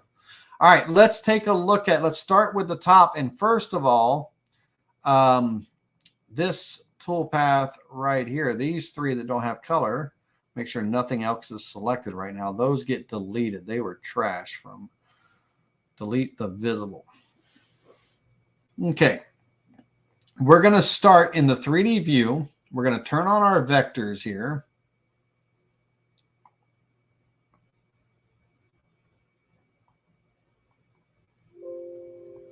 Let's go here and have nothing selected. And in our vectors, let's get rid of all the drawing stuff on the other side. This first set of toolpaths is the maroon. Now, if I imagine, if you will, there's going to be Oramask covering this whole board on this, and this will be the only time you, in my opinion, it's the only time you ever do this. Normally, when we carve a raised area, forget Oramask for the moment. We just do a raised area. Normally, we always do the end mill, the clearing first, and then we come back with the V-bit second to do all the edge work. Now, the reason for this, and that's kind of one of the reasons why Vectric puts that in order. So the clearing is first and then the V-bit is last. So your end mill is first and your V-bit is last. one of the reasons why we would do this is if the end mill creates any kind of tear out or blowout or anything like that in that cut when it's removing all that pocket area and stuff, the V-bit's still going to come last and do all the beautiful edge work, cleaning up the edges, and it'll clean all that blowout out, right? And it kind of just less work for us at the end and stuff. So that's kind of one of the main reasons. But if I'm doing Oramask on this board, I don't want to run my end mill first, because my end mill is going to try to carve this big pocket area here. And all I have is now is I have Oramask, you know, getting cut with this pocket, and the bits, I got a little slit in the Oramask, and the bits running back and forth, making the slit wider. And all it's doing is just bouncing my Oramask and everything and flipping it up. And it's just a mess, right? It's lifting the Oramask, it's wrapping the Oramask around the bit. It's just tearing it to shreds. It's not giving it a good, clean cut. So what I want to do is I want to run the V-bit first. So if I run the V-bit first, then what will happen is all of the edge work will be cut and all my Oramask will be carved. All the edges will be carved nicely here and everything. And now I can take and peel off the Oramask on this big area, leaving it on my helmet, leaving it on the top of my text, leaving it in here. But now I can remove the Oramask from this large area right here and then run my pocketing bits to come in and carve that area. Let's turn off the vectors for a moment. To come in and carve that area, and it doesn't tear up my bit. So I will look at it from this angle. I run the V-bit first. It gives me the nice clean edge cuts on my Oramask. Now I take my Oramask and I peel it off of the big areas that are going to get pocketed away.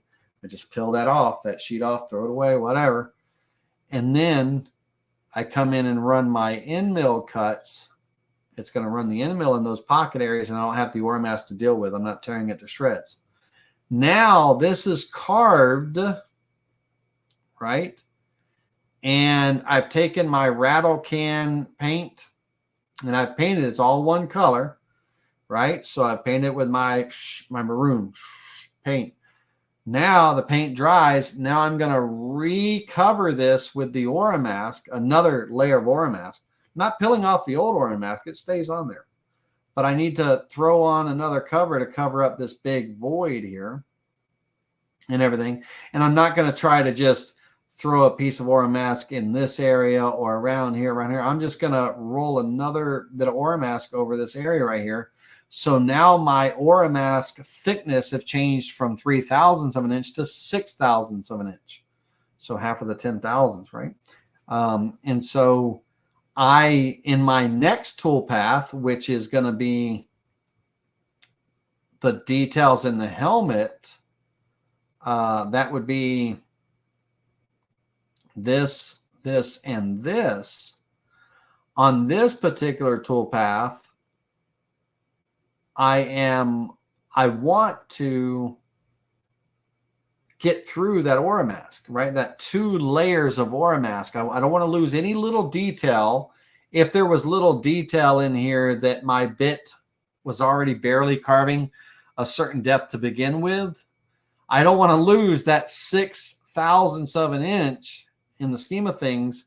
It doesn't seem like a lot, but on a V-bit, the deeper you go or the shallower you go, the wider you get, right? So if my bit is carving very shallow, 6/1000ths, if I could go 6/1000ths deeper, that's a little bit wider, a little bit more definition, it makes a difference, right?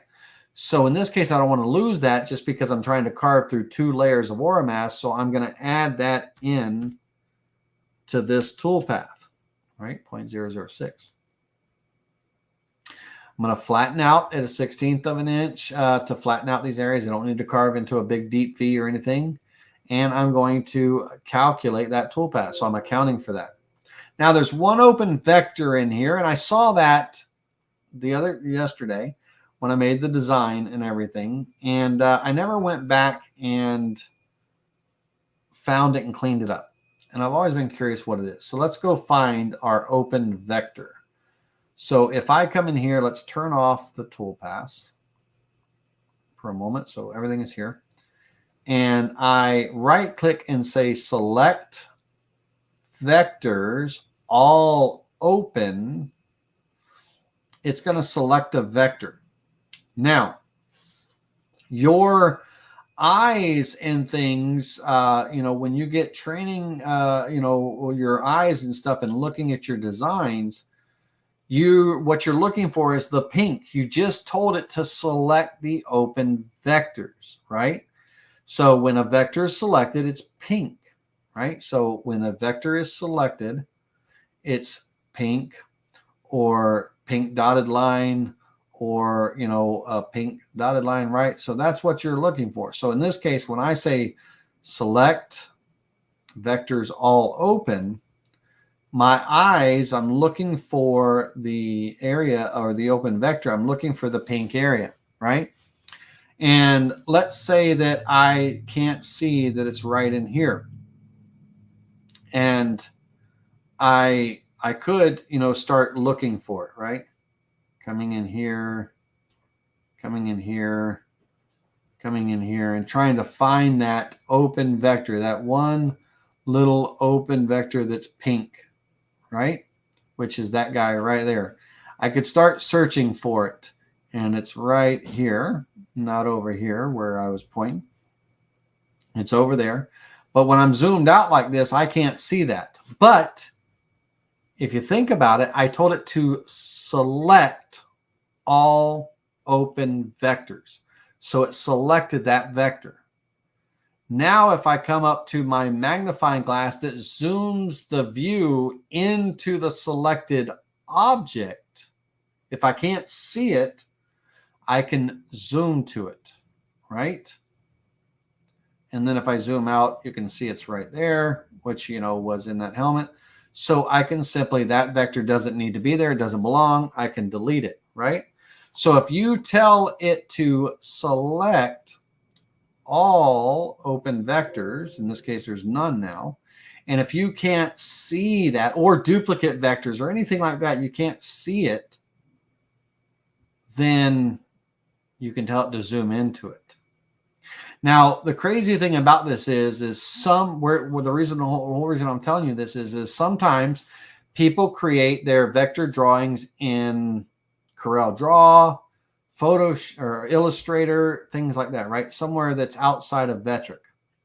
And depending on their space or environment, bear with me just a second. Depending on their space or environment, there could be a very small vector out here in the middle of no man's land, right? And I'm getting reports or something. I come in and I take this vector, and let me undo that. And let me actually zoom into here, like in the design. And let me put a vector right there.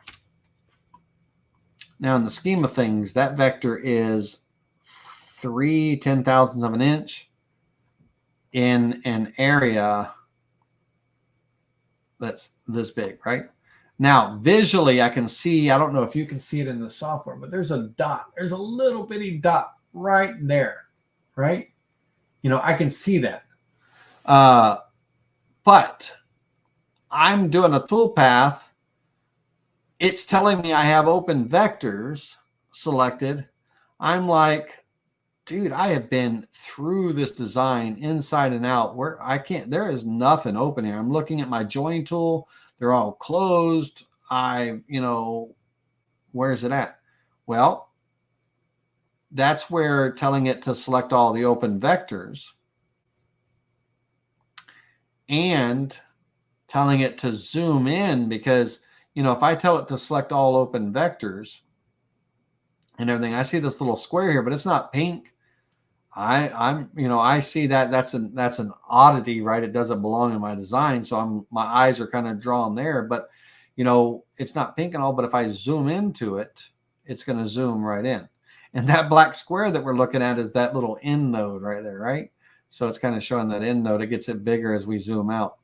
And so that's where that little zoom tool, zoom selected object, that's where that it all comes into play. Select all open vectors, select, zoom selected, that kind of thing, right?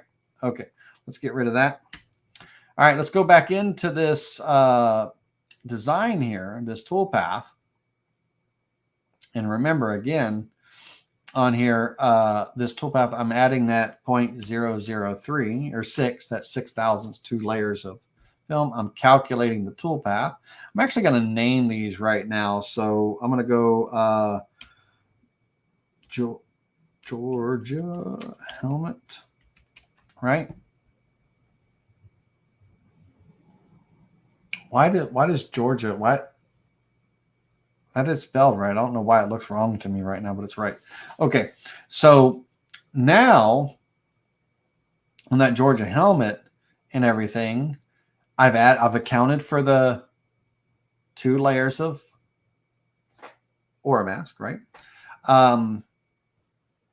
I would, at this time, I'm going through and I'm creating these toolpaths one at a time, but I would kind of do all of my black, right? All my similar color, like on this whole design, anything that was black, because, I can overlay a whole, another piece of Oramask over the whole thing, or over the, the 2 cut area, whatever the case may be.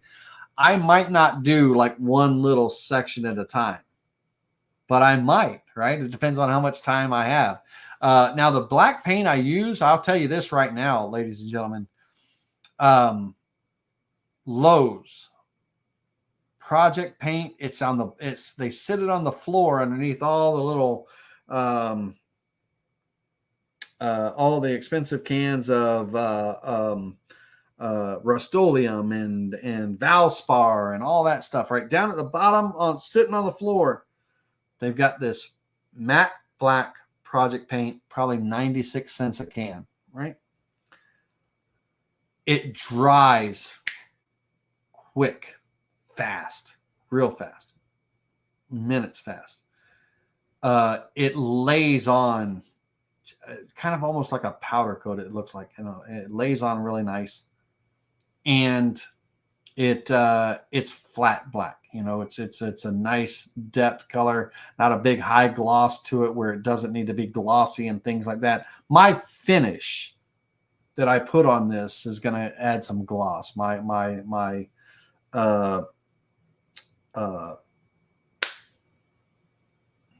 I getting stupid this late at night? My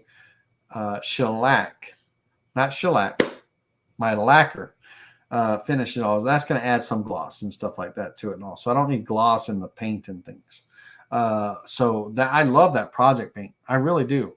Now, the one colorant that I used to really gravitate to and promote and all that is the Marsh spray ink. Marsh spray ink kind of almost like sprays on like a powder, if you will. It doesn't wick into the grain.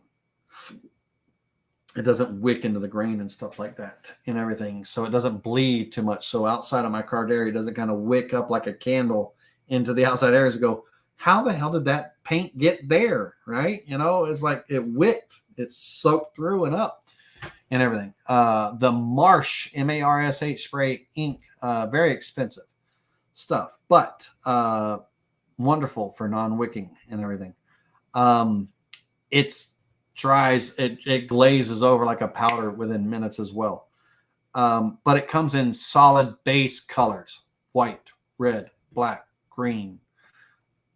There's no, it's like, is that called, I don't know if it's the prime colors or whatever it is, but there's no real variety of all these different shades and colors and things like you would get with others. So on my maroons and my black and my orange and all of this stuff, I want that to be somewhat muted. I am going to probably look for it's either going to be a matte finish, a flat finish. I'm not going to, I don't think I'm going to do any kind of semi-gloss or anything. I don't think in spray can, somebody correct me if I'm wrong. They don't have eggshell in spray can. That's more brush stuff. But spray cans, you have flat, matte, satin, semi-gloss, gloss, I believe. I believe that's what you'll see in most colors and stuff. Now the Marsh spray ink is kind of it's a really nice tone. It's kind of a matte finish. Really looks good. And I used to promote the hell of it. I didn't have no affiliation with them whatsoever, but I just loved it because it didn't wick and bleed and all that stuff and everything. Now I've just learned how to paint with my rattle cans. Multiple light coats instead of one or two heavy coats. That's where you get your puddling, your bleeding, and all that stuff, your wicking and everything. Light coats. Don't be too heavy-handed. Stay away a little bit. Light coats. Missed it. Let it dry. Put your next coat on. Let it get tacky, whatever. But multiple light coats to get the finish that you want, the fill that you want, instead of a few heavy coats where it puddles and bleeds and wicks and all that stuff. That's what I learned. I learned my lesson, and then I was able to go with this 96-cent can of paint versus, a whatever it is. I forget how much it is per can of paint of Marsh.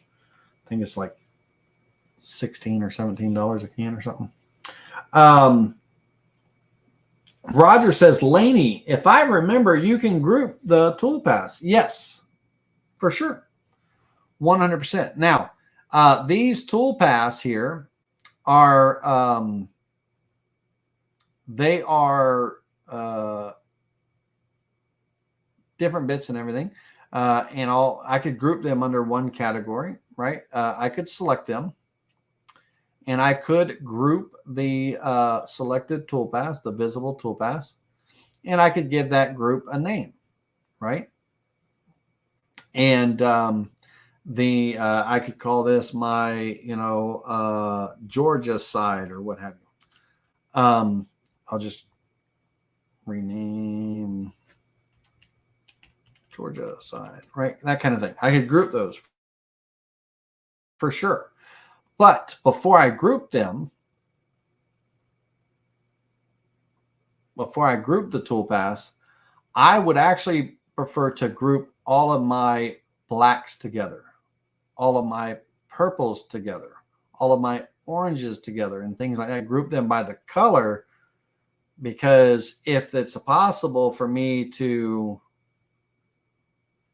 carve that area and do all the blacks all at once and all the oranges at once and all the maroons at once, great. That's what I'm going to do. And I'd probably, at the very end of it, when I see all my toolpaths and what I have and what I'm dealing with, I've got my 1/4-inch bit. I think it's quarter. Let me see here. Yeah, I got 1/4-inch bits, 1/8-inch bits, and V bits for most of these toolpaths. 1/4, 1/8, V. There's only a couple of bits that are using a 1/16, but 1/4, 1/8, and V bits. So those, all the quarters are going to be together. All the 8s are going to be together. All the V bits are going to be together. But then I can't run all the quarters all at once and all the V bits all at once and all the 8s all at once, and now, because I got to separate by the color. I gotta do all my quarters for the black, all my 8s for the black, all my V bits for the black, and then, so on and so forth. So we're going to go through them and get the settings, thinking about our mill thickness. 3,000ths is the mill thickness of Oramask. Thinking about that, thinking what our start depth should be in the scenario. And then we'll come and kind of, organize the order and the grouping and stuff. But yeah, Roger S., you're absolutely right. You can absolutely group the toolpaths, and you can group them in however you want, categories and stuff. All right. Any questions? How many people are y'all with me? Give me a thumbs up if you're still with me. If I put you to sleep, let me know.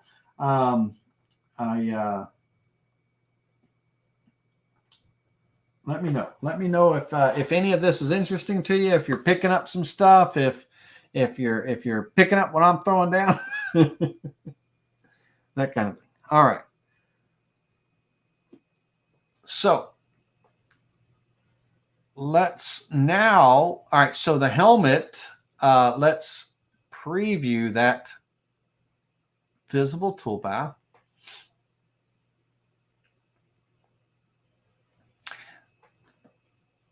Awesome. Now, keep this in mind, right? In my toolpath, I have a 6,000 start depth, right? My start depth would be like, is going to go through the 2 mills and then do the V-carve. It would be like carving in the wood that had no cover on it, right? That had no Oramask on it. So that 6,000s, I'm not giving it any extra, no more, no less, right? No more, no less. Just enough that it's piercing through the Oramask, going down in the carve, and it's carving as if there was nothing on top, right? If you eliminate the 6,000s start depth and you eliminate the 6,000s Oramask, it's just doing a regular carve. Okay, that's what we're shooting for. Alan, awesome, cool. All right.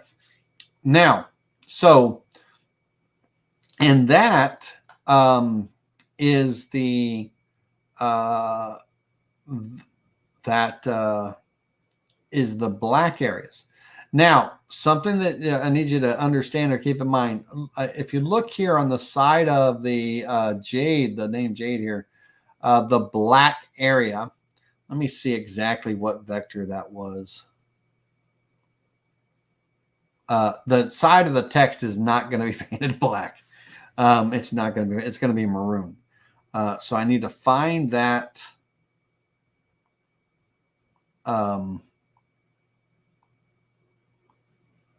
There's the Georgia helmet. All my black areas. I'm trying to look for.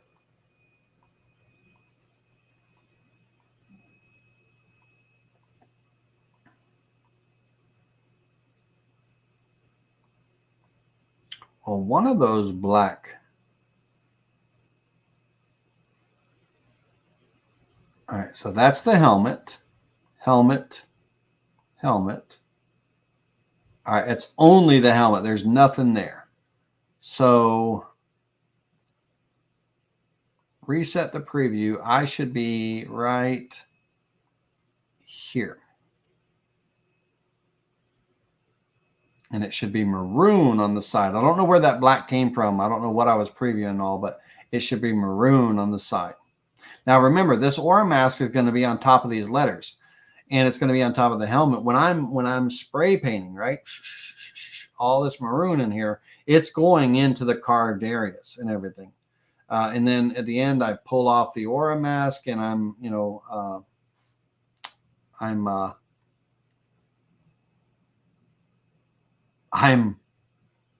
lost set of words. I'm at my natural color there. All right, so that's those 2 items. Now, that literally is what there's going to be another toolpath that's going to be maroon. It's these areas in here that get milled away. So that toolpath I would probably bring up in the list. It was kind of an afterthought after the fact, but that toolpath is down here. Not that one. It is not that one. This one and this one. Now, these are actual real toolpaths. They're not like the preview ones, like the first two I just checked there. I want to take those and here, let's do this. It's 12. I want to move them up in the list.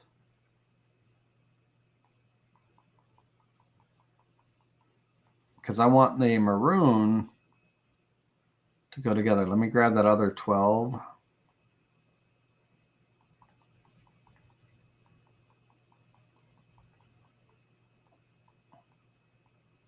Okay, so I got those at the top of the list. Now, those 2 toolpaths, that they're actually going to run as well. They will run, and it'll be at this point. So I need to come in here, and I need to add in that 6/1000ths because it's gonna have that second layer on.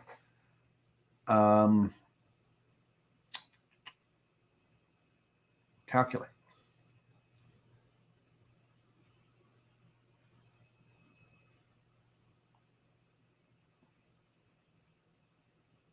Okay. All right. Now the actual there's another border on the black here.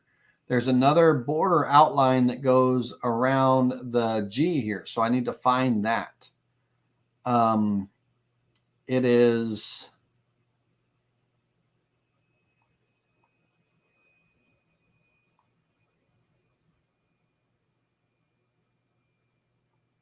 that's a border, but that's not the one I'm looking for.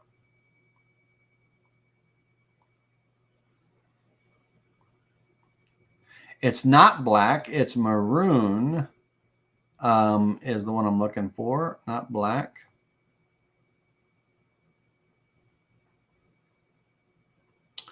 Let me preview this toolpath and see. Nope. Undo last.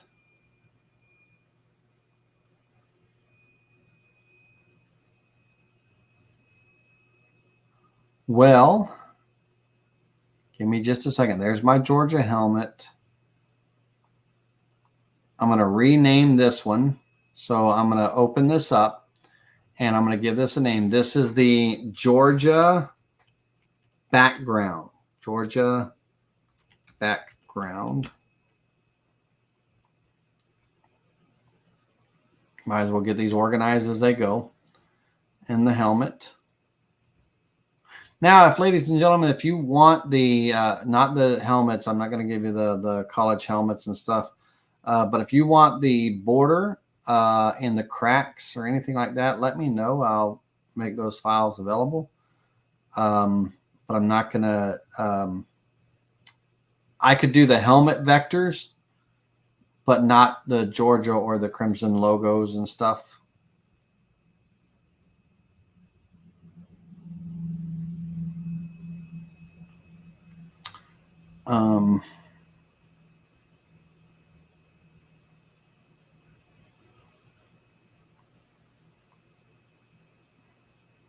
What I'm looking for is right there. V-Carve 5. Took a minute to get to it and find it. The V-Carve 5 toolpath right here is it was a skim toolpath, and that's what was giving me that blackness. So if I preview that visible toolpath right there,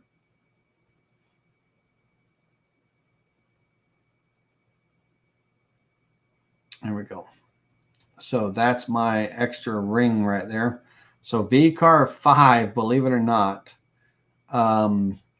it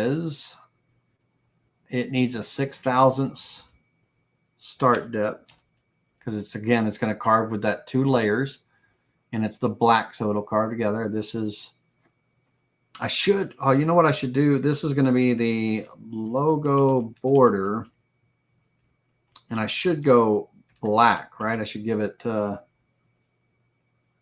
the color of the paint in the name. Yeah, this is important. You see this right here? It says there's 2 toolpaths that won't create.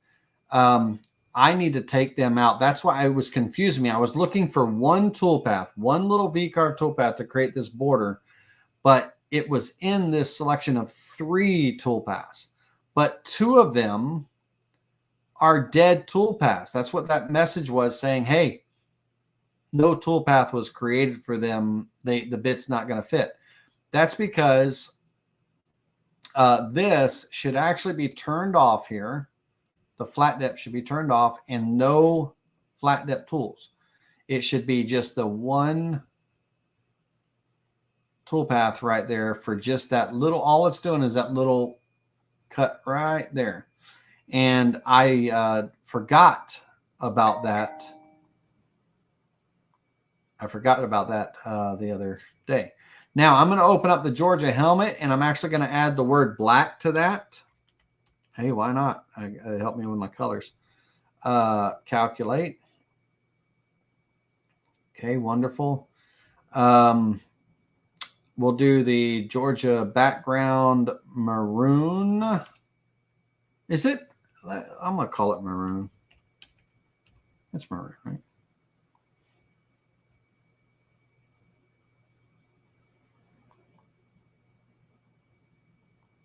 V-carve 12 was that was those little pockets, and so that was the mouth face guard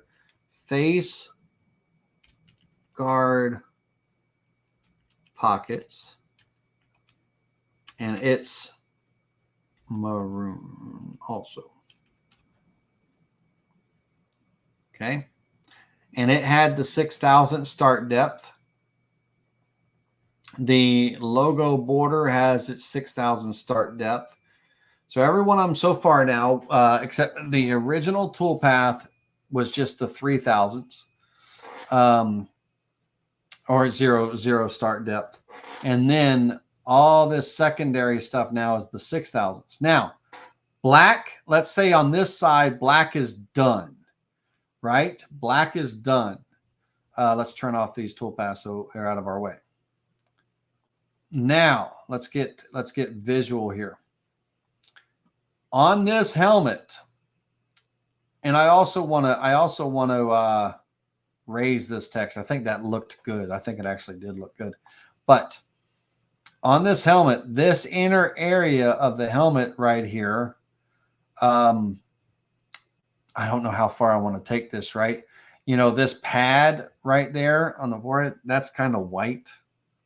The center stripe is white, right? I mean, if I'm going to do it, I probably should do it right? That's white. So I need to create those two toolpaths. They're not created yet. But this whole area on the helmet gets painted maroon.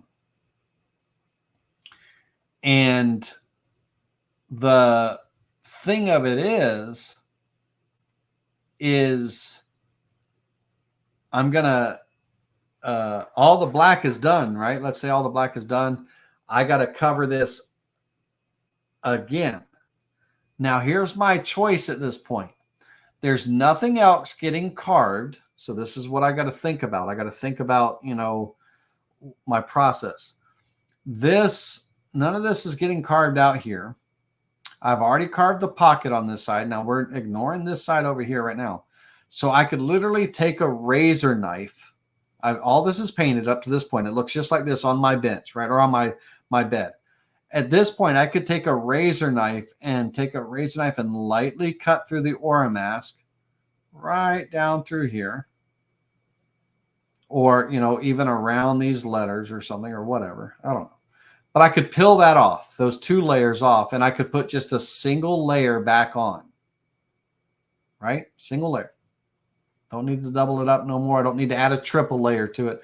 The double was fine, but I'm saying I don't need to add a triple layer to it. If I do, that's fine. Just make sure I account for the 9,000ths of an inch. But I could just as easy also, since I'm going to be covering it up again because I got to paint all of this red, maroon, right?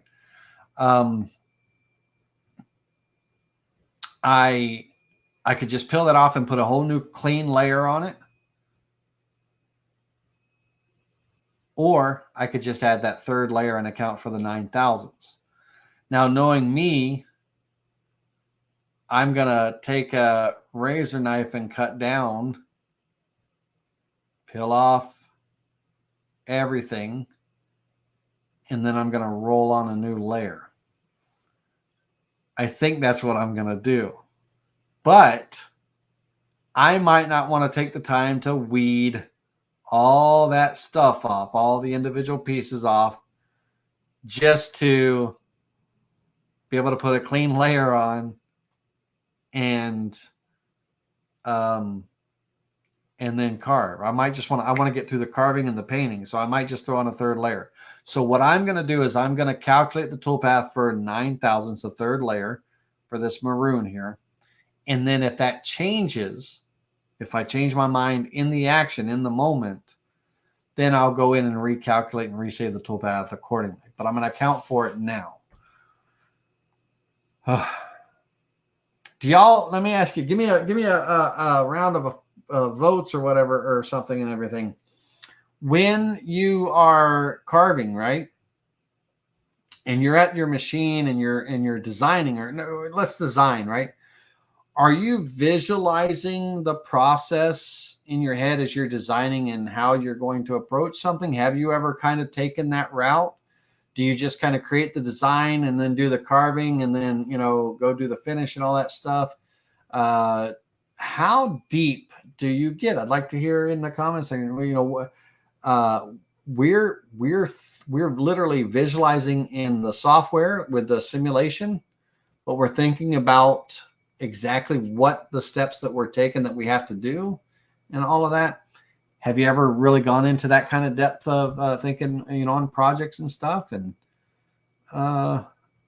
one of these days, y'all have to send me pictures of some of this cool stuff that y'all have made. I'd love to see that and everything.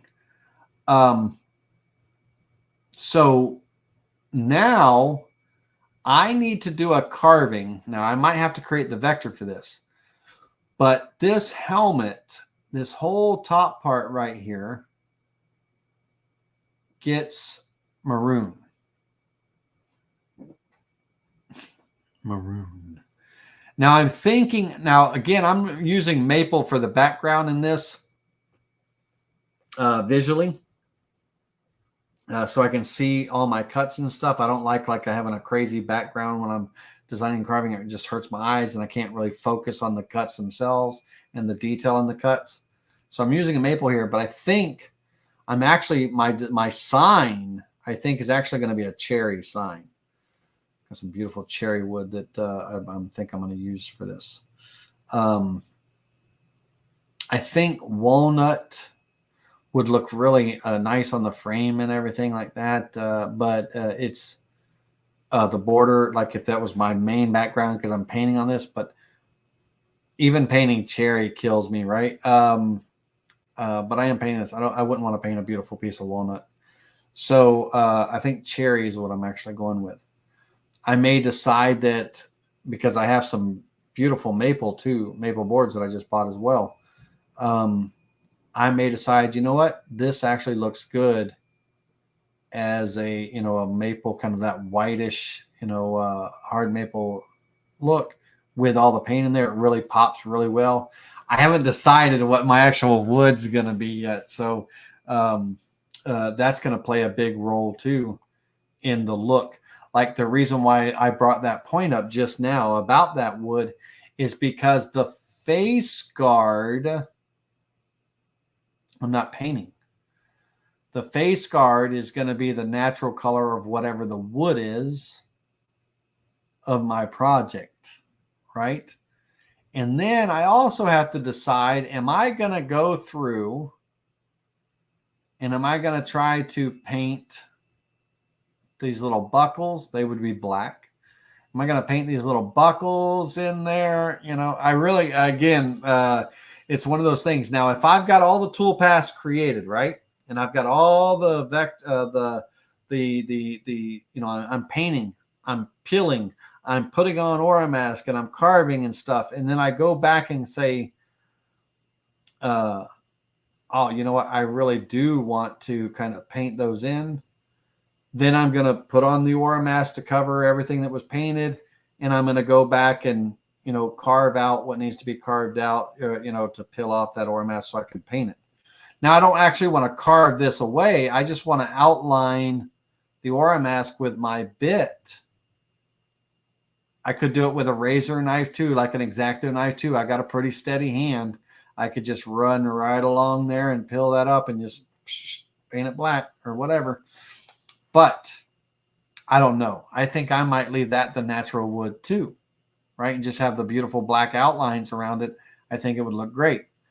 You know, if this sign is, let's say my wood was, and, you know, I said I'm not going to use walnut, but just as an example,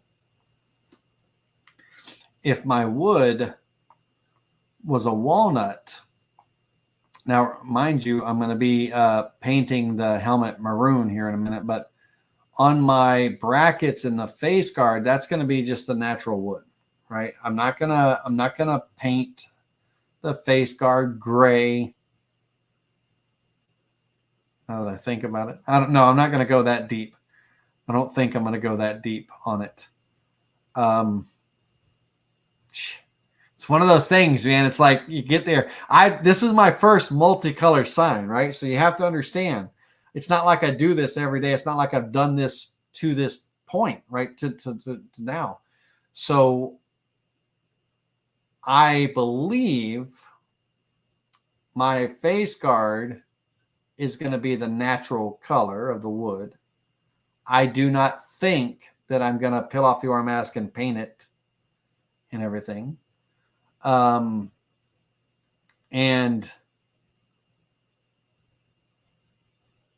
that is a judgment call that I will actually make on the fly in the middle of the carve. I've got the Vectric software out in my shop computer as well that runs my machine.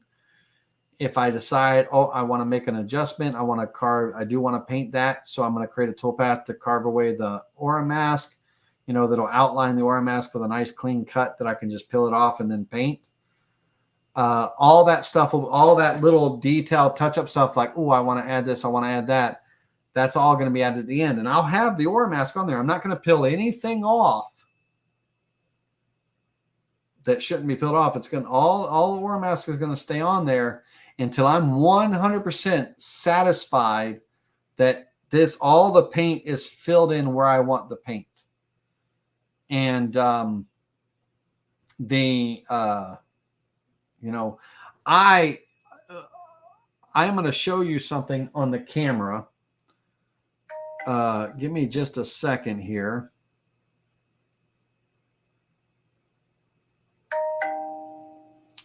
I'm going to show, let me see if I can find him.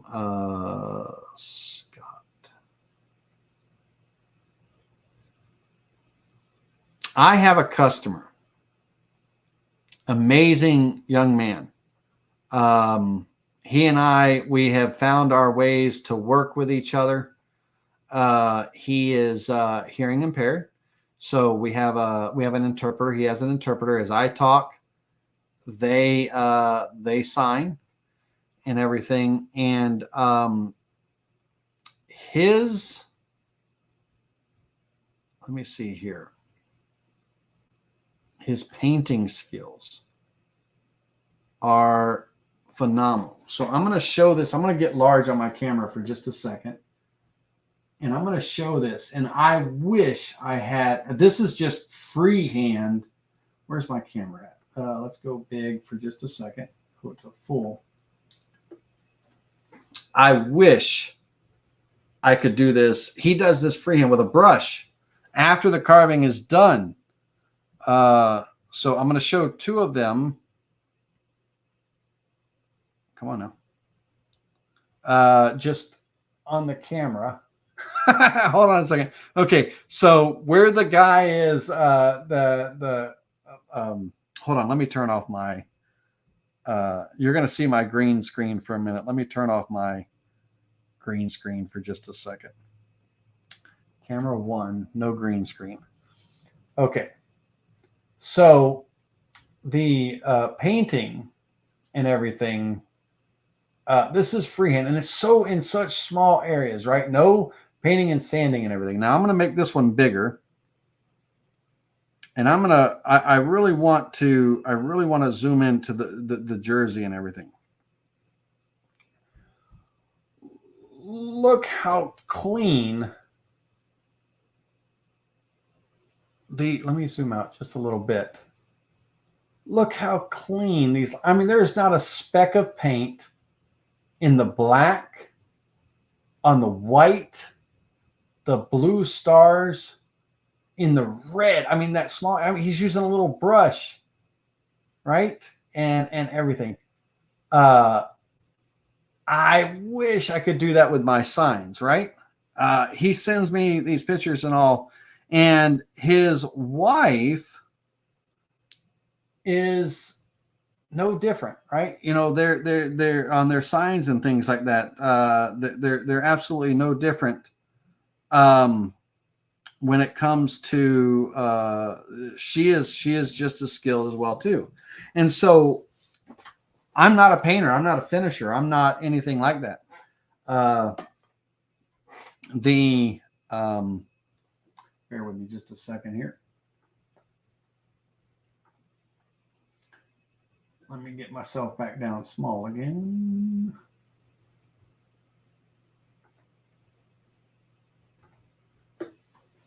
So I can't do that. And that's him carving. There's no Oramask. Carve, and then he sits there and paints, right? Phenomenal skill. That was nothing compared to some of the things that he sent me. It's like, man, dude, that's awesome. I wish I could do that. You know, I would love to have someone on my staff that could paint my signs. I come up with the sign, I carve the sign, you paint it, I'll pay you well for your talent and everything. That would just up the price of my signs. Oh my gosh. You know, no idea. Right. And I'm sure I could probably find, you know, just other skilled artists and stuff around there, but I don't know a whole lot of people. I don't get out there too often. So anyway, let's get this off of the walnut. I think I'm going to go with a cherry, right? I think I'm going to go with a cherry and everything, but that's beside the point. That's not our lesson here. So our lesson is, let me get back to here. I've got to create the toolpath so I can paint this helmet maroon. I've got the third layer of Oramask on this point. You know, again, like I said, I'm gonna calculate it as there's 3 layers of Oramask on that I've just overlaid after carving and painting. I'm overlaid, and so on this particular toolpath, which is this one right here. Let me turn them off and let me look at the vectors. So this area is going to be maroon. This area is going to be maroon all the way up to here. And a couple of other places are going to be maroon. If I look at the 3D view, I would say that this is part of the helmet right here. So that would most likely be the maroon color also. This would be maroon, right? And this would be maroon around this buckle and in here, right? I would assume that is the case. It's true. So that means this vector, this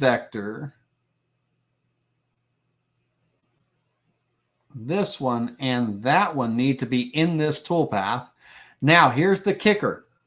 I've got it set as a V carve in this generic toolpath. I got it set as a V carve so it mills away that 1,000th layer so it adds color in the preview. We're not previewing anymore. I know color has to go there. What my goal is I'm going to do a profile toolpath. I want the bit cutting on this line. I want the bit cutting on this line right here. And it's going to be a V bit, but it's going to be just enough to break.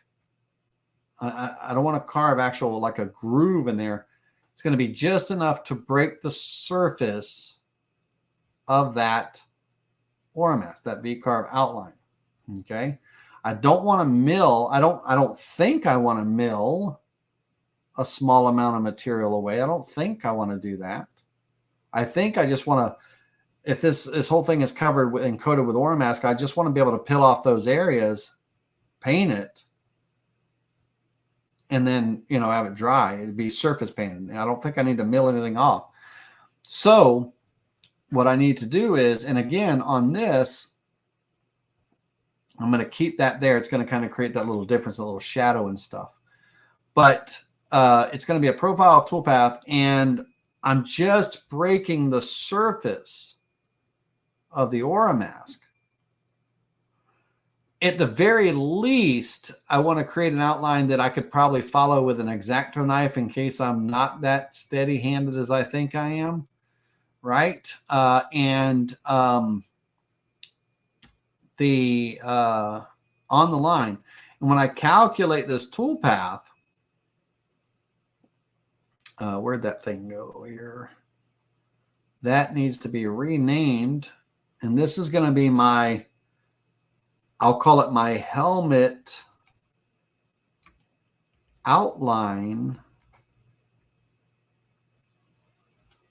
maroon helmet fill outline, because it is going to be a fill paint, a fill color, fill outline maroon, and it needs to be up with the rest of the maroons.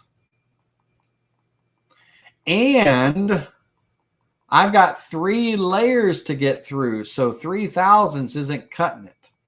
I got 3 layers to pill through there, so I need to go back in there and change that to the 9/1000 cut depth.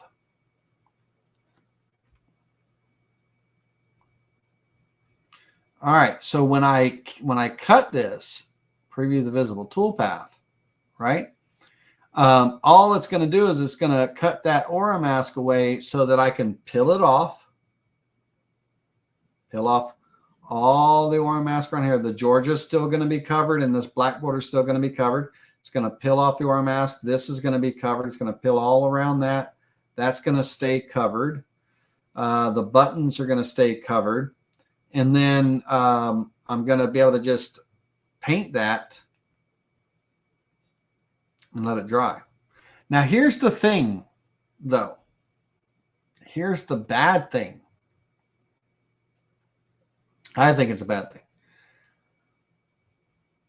If I surface paint this and then I go back over with the Oramask, right? So that I could possibly mill away the outline for this if I was going to paint the face guard gray, let's say, like a light gray or something. I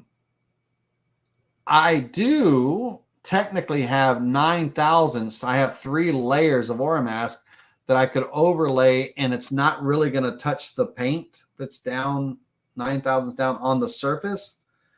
Because what I'm getting at is I'm worried about, what if I cover this up, right? And then I go to pill, and it pills up the paint. Now, I'm okay if I let this cure right, if I don't wait like only 10 minutes and put Oramask on it. If I let it dry, and I really take my time, and I think I'm going to because it's a special project for me. If I take my time, I let it really thoroughly dry, maybe aid it with a hot air gun or something over a couple of days or something like that. And then I put the Oramask on just enough to create a coating. I don't need to really pressure it down. All I'm doing is putting it on so I can cut the outline of the face guard away so I can peel that off and paint it gray, and everything else is protected and covered. If I pill up, if any little bit pills up with it, it should be easy to touch up. Shouldn't be difficult. Nothing that I'm doing here should be difficult. But again, I've never done it before, so I don't know what to expect and everything. Now, if you go into ankle deep, Keith Kessler said. If you go into YouTube at some point in time and you type in carving a multi-painted sign or multicolor sign, carving a multicolor sign, it'll be a carving by a gentleman that does the Tools Today, examples and carvings and stuff.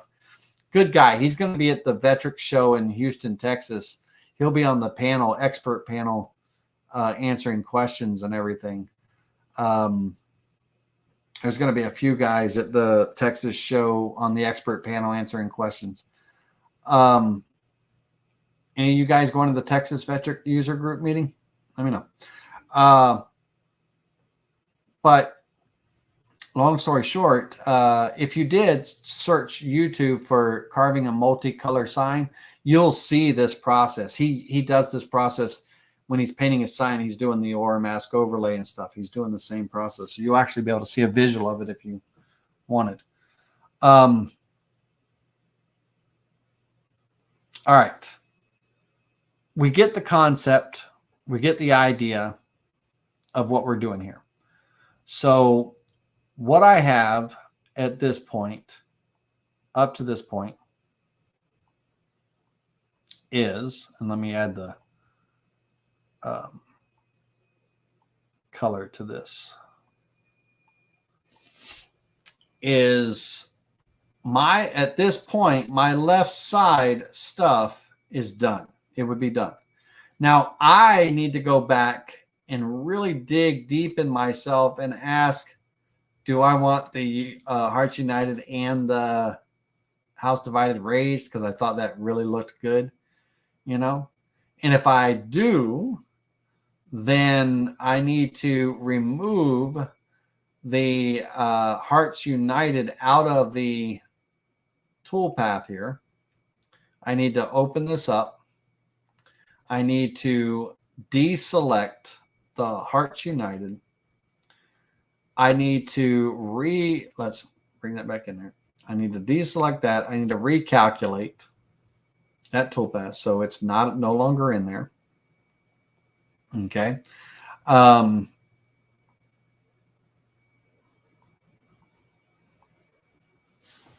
need to then,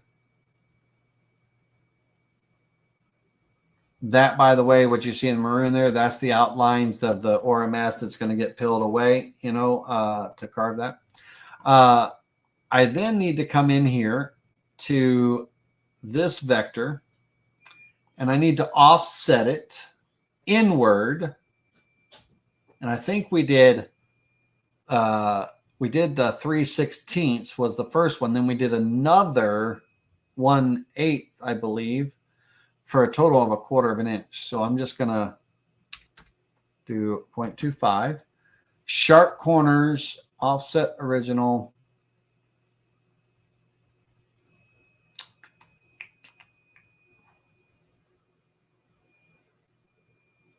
I want to go bigger.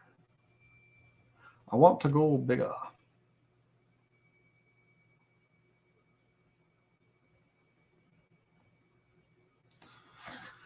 Uh, 0.375.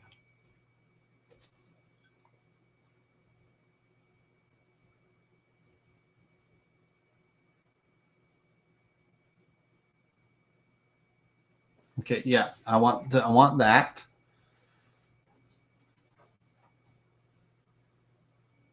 I want that. And I actually want to take and go into here on this, and I want to go square corners, create, and it's not going to change that. So it's not going to change that. So I want to kind of fix the radiuses a little bit. Now there's a short way, there's a fast way, there's a quick way, there's all kinds of ways to do it. Thinking that I could go into create a square toolpath and then just change it and hit create, that didn't work. So this originally was a 1/2 inch radius right here. If I came in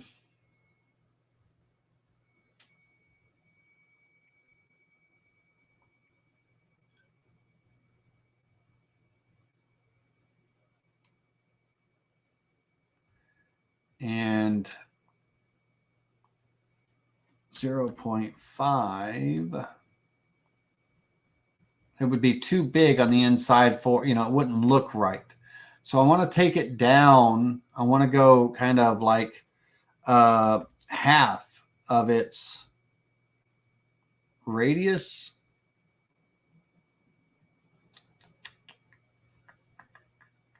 Let's Let me think about my thinking process here.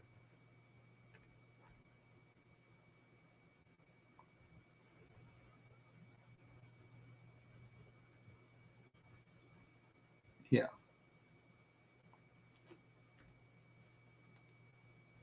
Yeah. 3/8 is what I end up doing. That so it still has that, you know, kind of similar shape, like it looks like it could be an offset of that. Just cleans it. I want that nice decorative border. If it's going to be a border, I want it to be a decorative border. So this will be its own tool path. These two right here. I'm only going 1/16 of an inch deep. It's just to give a little bit of definition. So V-carve tool path. I got to go 9 thousandths. Got 3 layers on this. That might not be true. It might. Let's go to the 6 thousandths because it's going to be the black layer. It's going to be black. I'm going black. 6 thousandths. We're going to have 1/16 of an inch flat depth. I do not need a 1/4 inch end mill on that. Just the 1/8 inch. V-bit can take over from that. This is going to be the Hearts United raised black. Calculate. And then preview that visible tool path.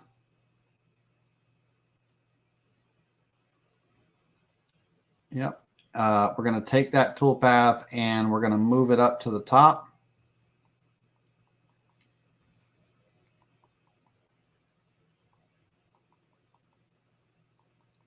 I could probably just drag it up just as fast. It's going to go there. Let's go grab the other one.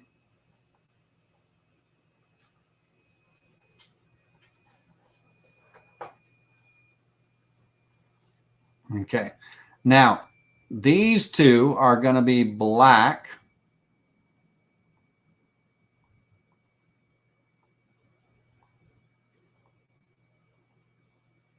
And then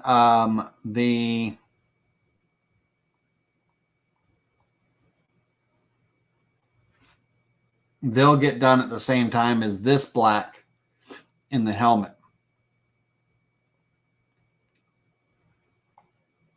Now, you will actually see the other side of this border when the other side gets cut here, you know, and everything. Right now, I'm focusing on one side, right? So one side. Now, that might not be the case. Once I get everything done, I'm just trying to methodically go through this. And then I do the other side the same way I did this side, right? And then I'll say, okay, this is going to be like a purple. I'll have to figure out what color that is. This is going to be my maroon. But then all my blacks can get done. And all my grays can get done if I'm doing the face mask and all this. So I can start to kind of now do everything across the board, right? Not just focus on one side. But right now I'm focusing on one side. And as of right now, this tool path is completely finished. And what it will look like 100% when it's all said and done,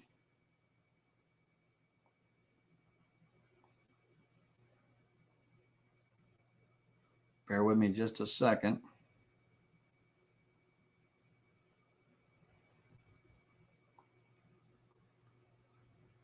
That's going to get its maroon too.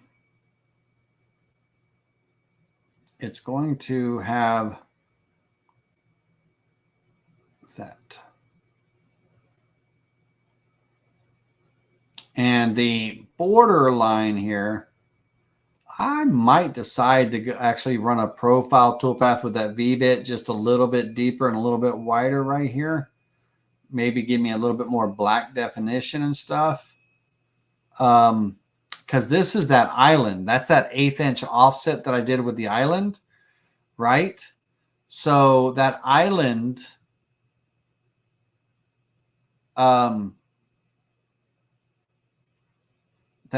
could be black as well, right? And so basically, if I wanted to preview that, I could take this vector and this vector goes all the way around, that outline all the way around there. Again, preview purposes, or it might turn into a small toolpath just to peel away the Oramask. We'll see in 2 seconds. But we'll do a V-carve toolpath with a flat depth. This is for preview purposes only, so 0 and 0.001.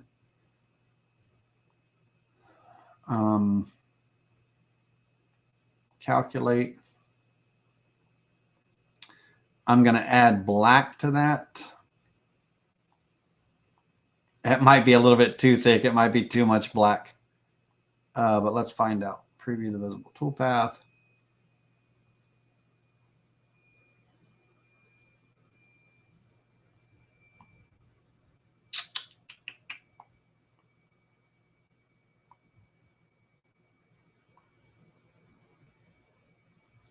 Oh, hold on.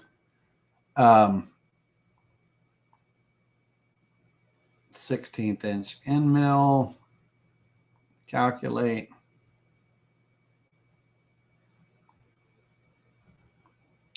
Black. Preview the visible toolpath. So, question in the polls, besides these little hot spots right there, let's undo the last.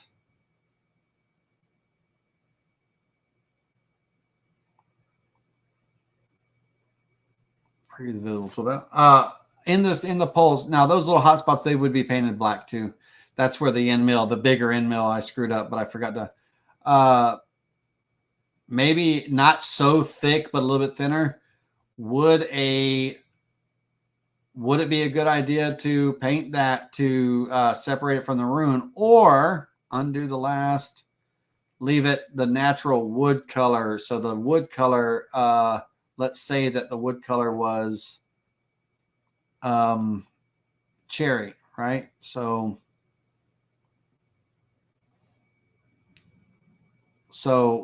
will the cherry, now mind you, it's got little tool marks in it now. I can't undo the last again. But with the cherry, is the cherry going to be enough definition to separate these maroons, right? Because there's a black that's going to be there, a border, then our cherry wood, then our maroon here, versus the maroon helmet. Now remember, now this in here is going to get maroon too. But in the toolpath, for some odd reason, oh, wrong toolpath. Let's go down here. This is going to be maroon also.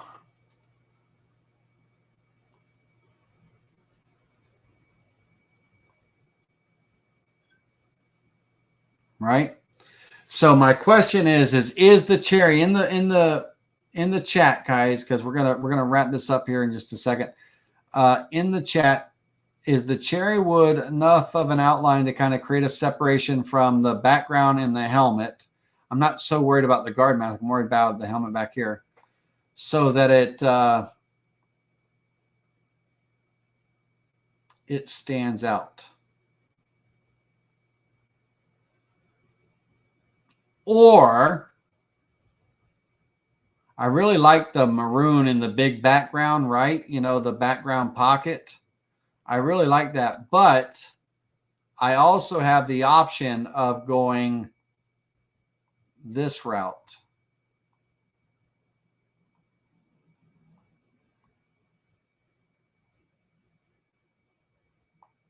And then that would change. If I did that, that would change this.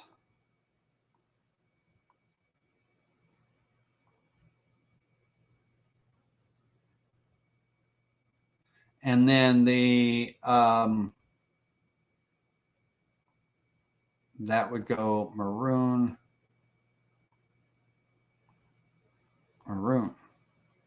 right? I have that option as well too. I kind of like the maroon because that maroon and purple, that's what they have there. That's kind of their house, the crimson colors and all that. They kind of got that theme going out versus the black. I don't think the black looks good there, but also at the same time, I don't want the helmet getting lost. So that's the things I've got to think about. That's the things that we've got to, kind of, figure out. It's either going to be maroon or it's going to be black. In that background. And if it is maroon, is the cherry wood or the wood being separation, is that going to be separate enough to separate it from the helmet?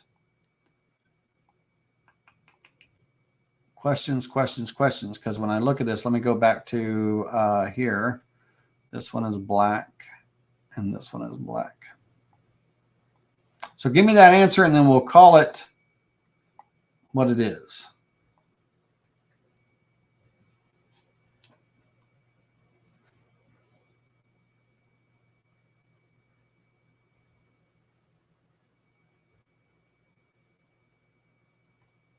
And on this toolpath here, we're going to go another thousandths of an inch, calculate. And what that's going to do is that's going to clean me back up. Let's get rid of that black on that.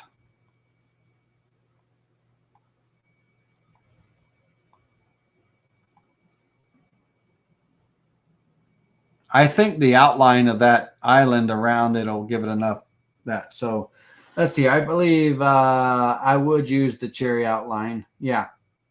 Maroon background and the black outline around the helmet looks good. Looks good. So yeah. So I'll decide. I think the way I'm going to go is this black outline that's actually V carved in there. That's actually, that's part of the design. I think I'll offset this line out a little bit more. And all that does is it's going to make it a little wider. And that'll give me the width that I need. And then I'll still have that cherry definition. And it'll be the best of both worlds. So that's how our approach is, right? So that's what we're going to do. And we're going to, we're adding in each of these toolpaths, the first layer of Oramask, if I want to account for that, it's really a 3,000ths. I mean, 3,000ths is a human hair. So that first main pocket, I really didn't account for the 3,000ths in there. Let's go here. Didn't really account for that, right? But when that second layer went on, we absolutely accounted for that. And in that toolpath, we've got that 2 layers, 6,000ths. Now that's a little bit of different. So we're counting for that so we can cut through and everything and get a nice clean cut in our Oramask, and we can cover up all that maroon. And then the third layer, which is going to be where the helmet material gets peeled off, no cut depth. We're not actually cutting. We're not actually milling stuff away. We're taking a V-bit on a profile cut, and we're running the outline that 9,000ths, because there's going to be 3 layers at that time, right? So that 9,000ths just to break that layer so I can peel that stuff off and paint, right?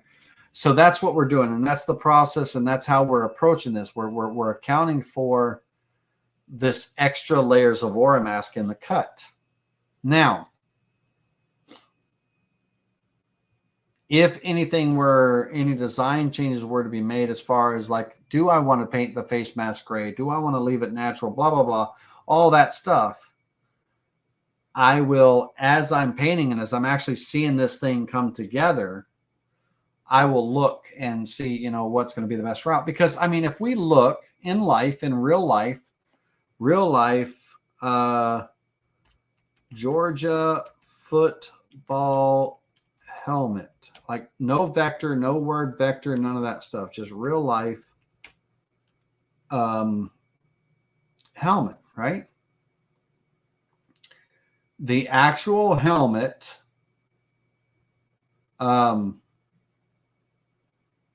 is different, right? So there's white. I got to account for that. The white. So the white stripe. How do I make that bigger? Let's make that bigger. So that's my triangle. That's that white stripe. There's that white. I'm not putting in like the brand in there, but that white pad. Remember, I said that's going to be white. There's a strap. Does my helmet vector have a strap? I don't think so. Yeah, there's no snaps on the strap, so no strap. So I ain't got to worry about that. Let me go back there. But the face mask is white, right? So do I make it white, or do I just leave it the natural color of the wood? Right? Do I paint it? Do I actually paint it white, or do I leave it the natural color? I am going to definitely add the white in around the Georgia. That's going to make that really stand out. I think that would look better than the. So that's another question. Do I leave it the wood, natural wood, or do I color it white? Right.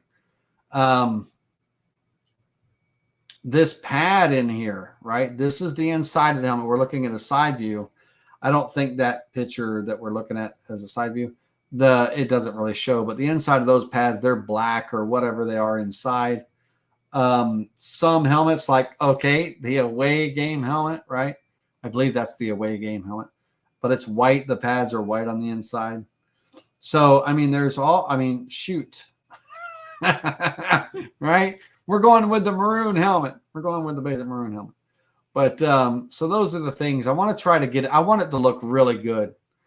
I really want. So these are going to be white. The buckles are going to be white. The face mask, I'll probably paint those white.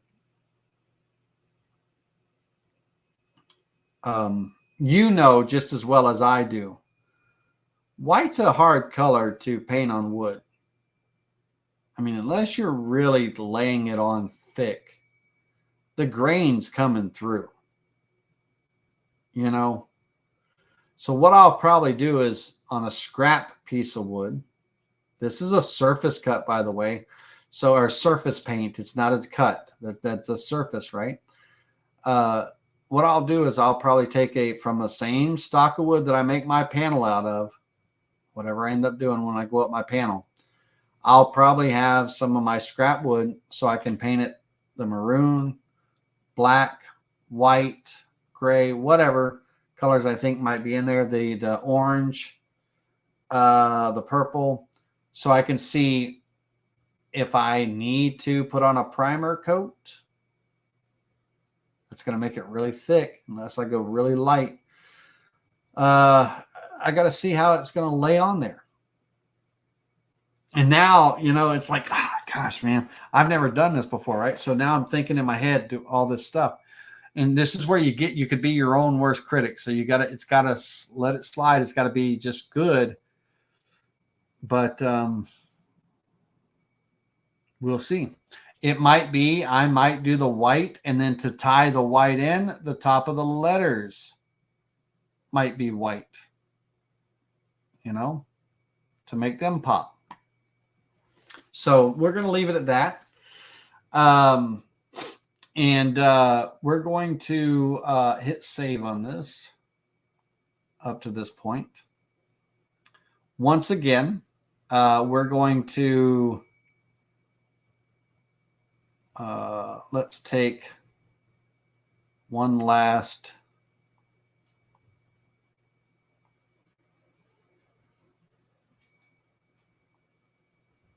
preview the visible toolpath.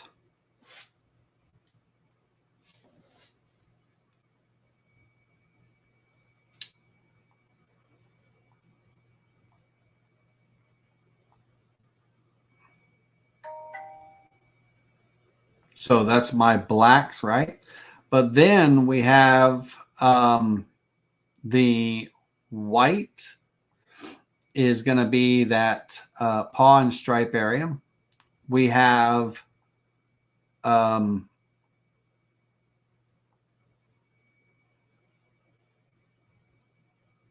going to be the purple.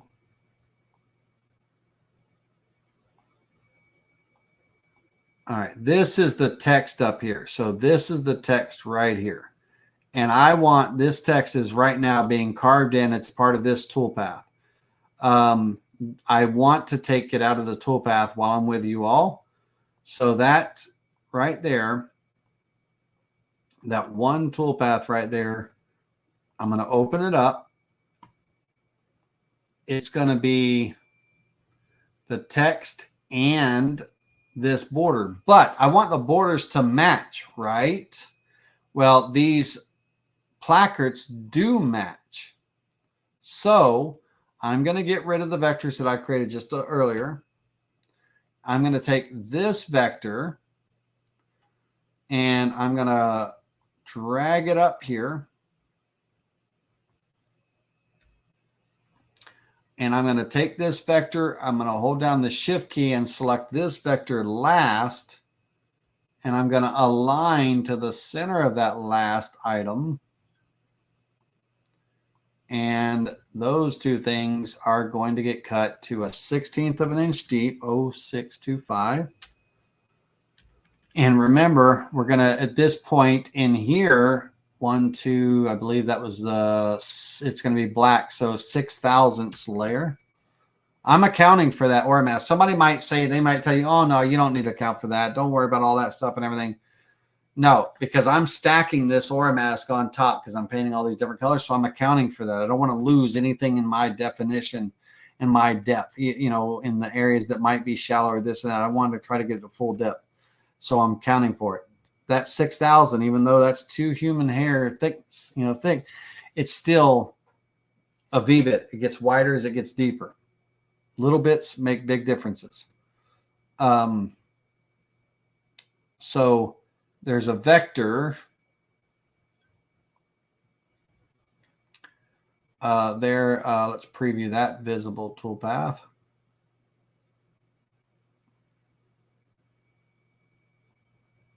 Okay. Now on this black again, it's going to be black.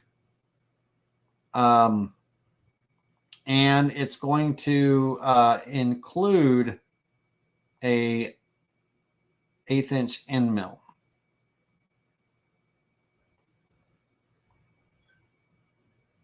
So this is house divided. Let me learn how to spell. Divided black.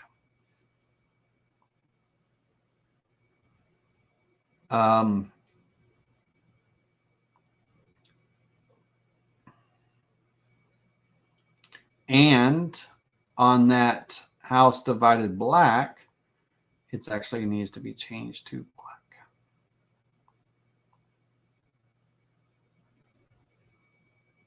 Okay. So that toolpath, that black is done and accounted for. So I can move that up into the list. And I'm just going to drag it up here with my blacks, because all my blacks are going to be, together.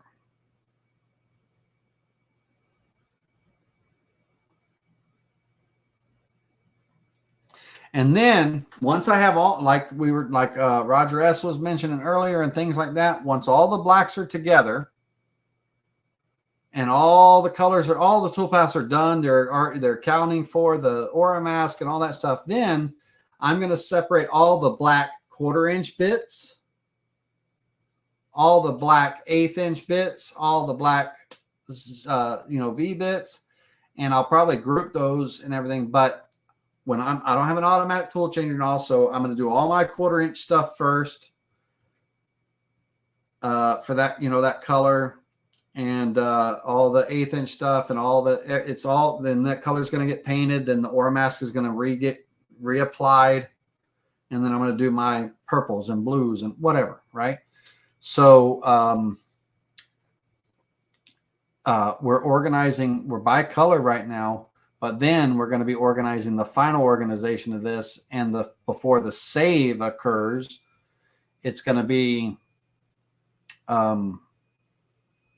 by bit, because when I save this toolpath, I'm going to choose the visible toolpaths. I'll have them checked to multiple files, group where possible, meaning if they use the same bit, make them one file. So I'll have one file for my 1/4 inch bit, one file for my 1/8, one file for my 60-degree V-bit black, right?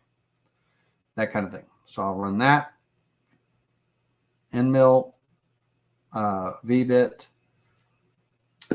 paint, reapply the Oramask, do the next color, and the next color, and the next color, and reapplying the Oramask, covering the painted areas. Because that Oramask, the whole purpose of that is, one, is not just to cover the area that's covered, but it's cover the area that's been painted, you know, and carved and painted already, so we can carve the next section and stuff.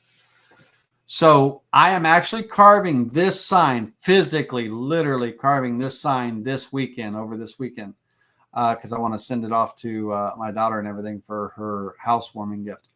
So I will absolutely bring my camera out with me and take photos, but I'll also shoot some little snippets of video of the Oramask applications and all that stuff and everything.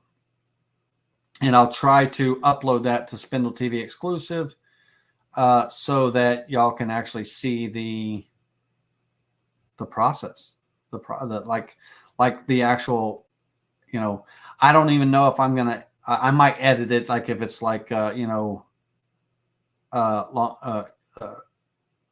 it depends on what I film, but I want you to see this process, and then of course I want you to see the end results. And then don't be shy. If it looks like crap, tell me it looks like crap. I would much rather know in the comments section before I send it off, right? But I think I'm going to be very meticulous with this one. All right. So I think the black on the behind the text really makes it look good. And here's my last final little preview. This is it, guys, and we're going to say goodbye. Here's my final last preview, okay? I'm going to take this vector. Give me just a second. Let's do this.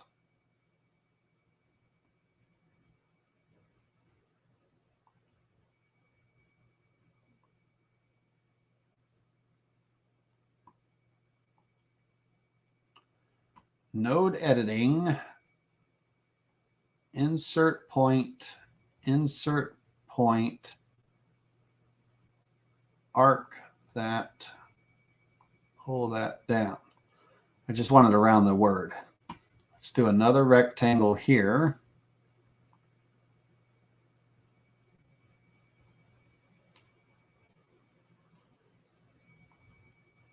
Okay, I'm going to take this rectangle, this one, and this one, and I'm going to pocket toolpath, 1/10,000th of an inch deep, calculate, preview the visible toolpath,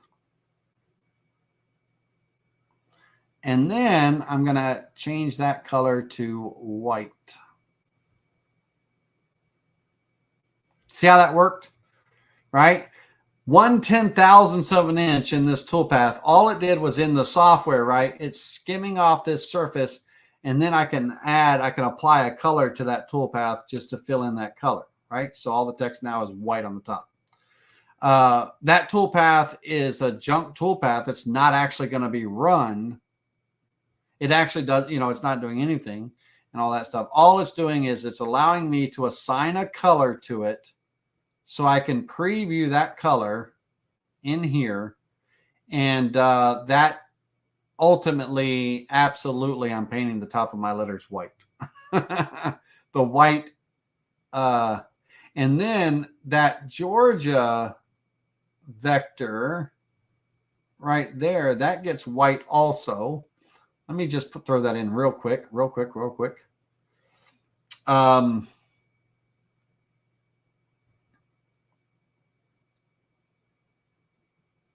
It would be,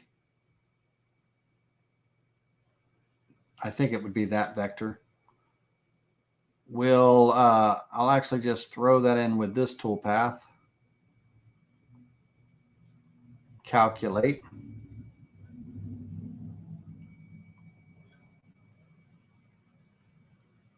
See how that worked? Didn't take anything away from the black, right? The black is carved deeper. So we're still going to see the black color. But by skimming that 1/10,000th off, right, I was able to apply the color to that, the white. Right? That kind of thing. So definitely going to be the white. Now, when it comes to the actual painting of the white, I will use the same vector along with the vector that creates the G, this vector right here, this and this. I will create a profile cut on the line, cutting however many layers of Oramask I need to cut. Let's say, 6/1000ths. So it just cuts through the Oramask, and then I can peel that off, paint my white on there, and all my I can even use a roller if I wanted to, because it's only going to go right on the Oramask, right? I'll probably spray paint. But I'll paint all my white, and my toolpath will only be a toolpath cutting through with a V-bit profile cut on the line, cutting through the Oramask, just to give me that nice clean cut so I can peel that off and paint it, right? Without disturbing the Oramask around it. That kind of thing, right? Yeah, white looks better, right? So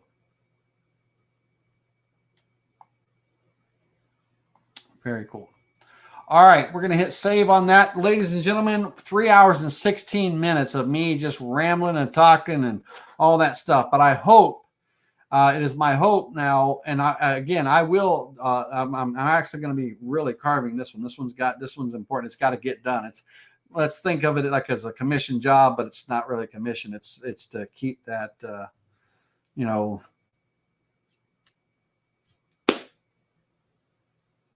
that love alive. Keep my daughter happy.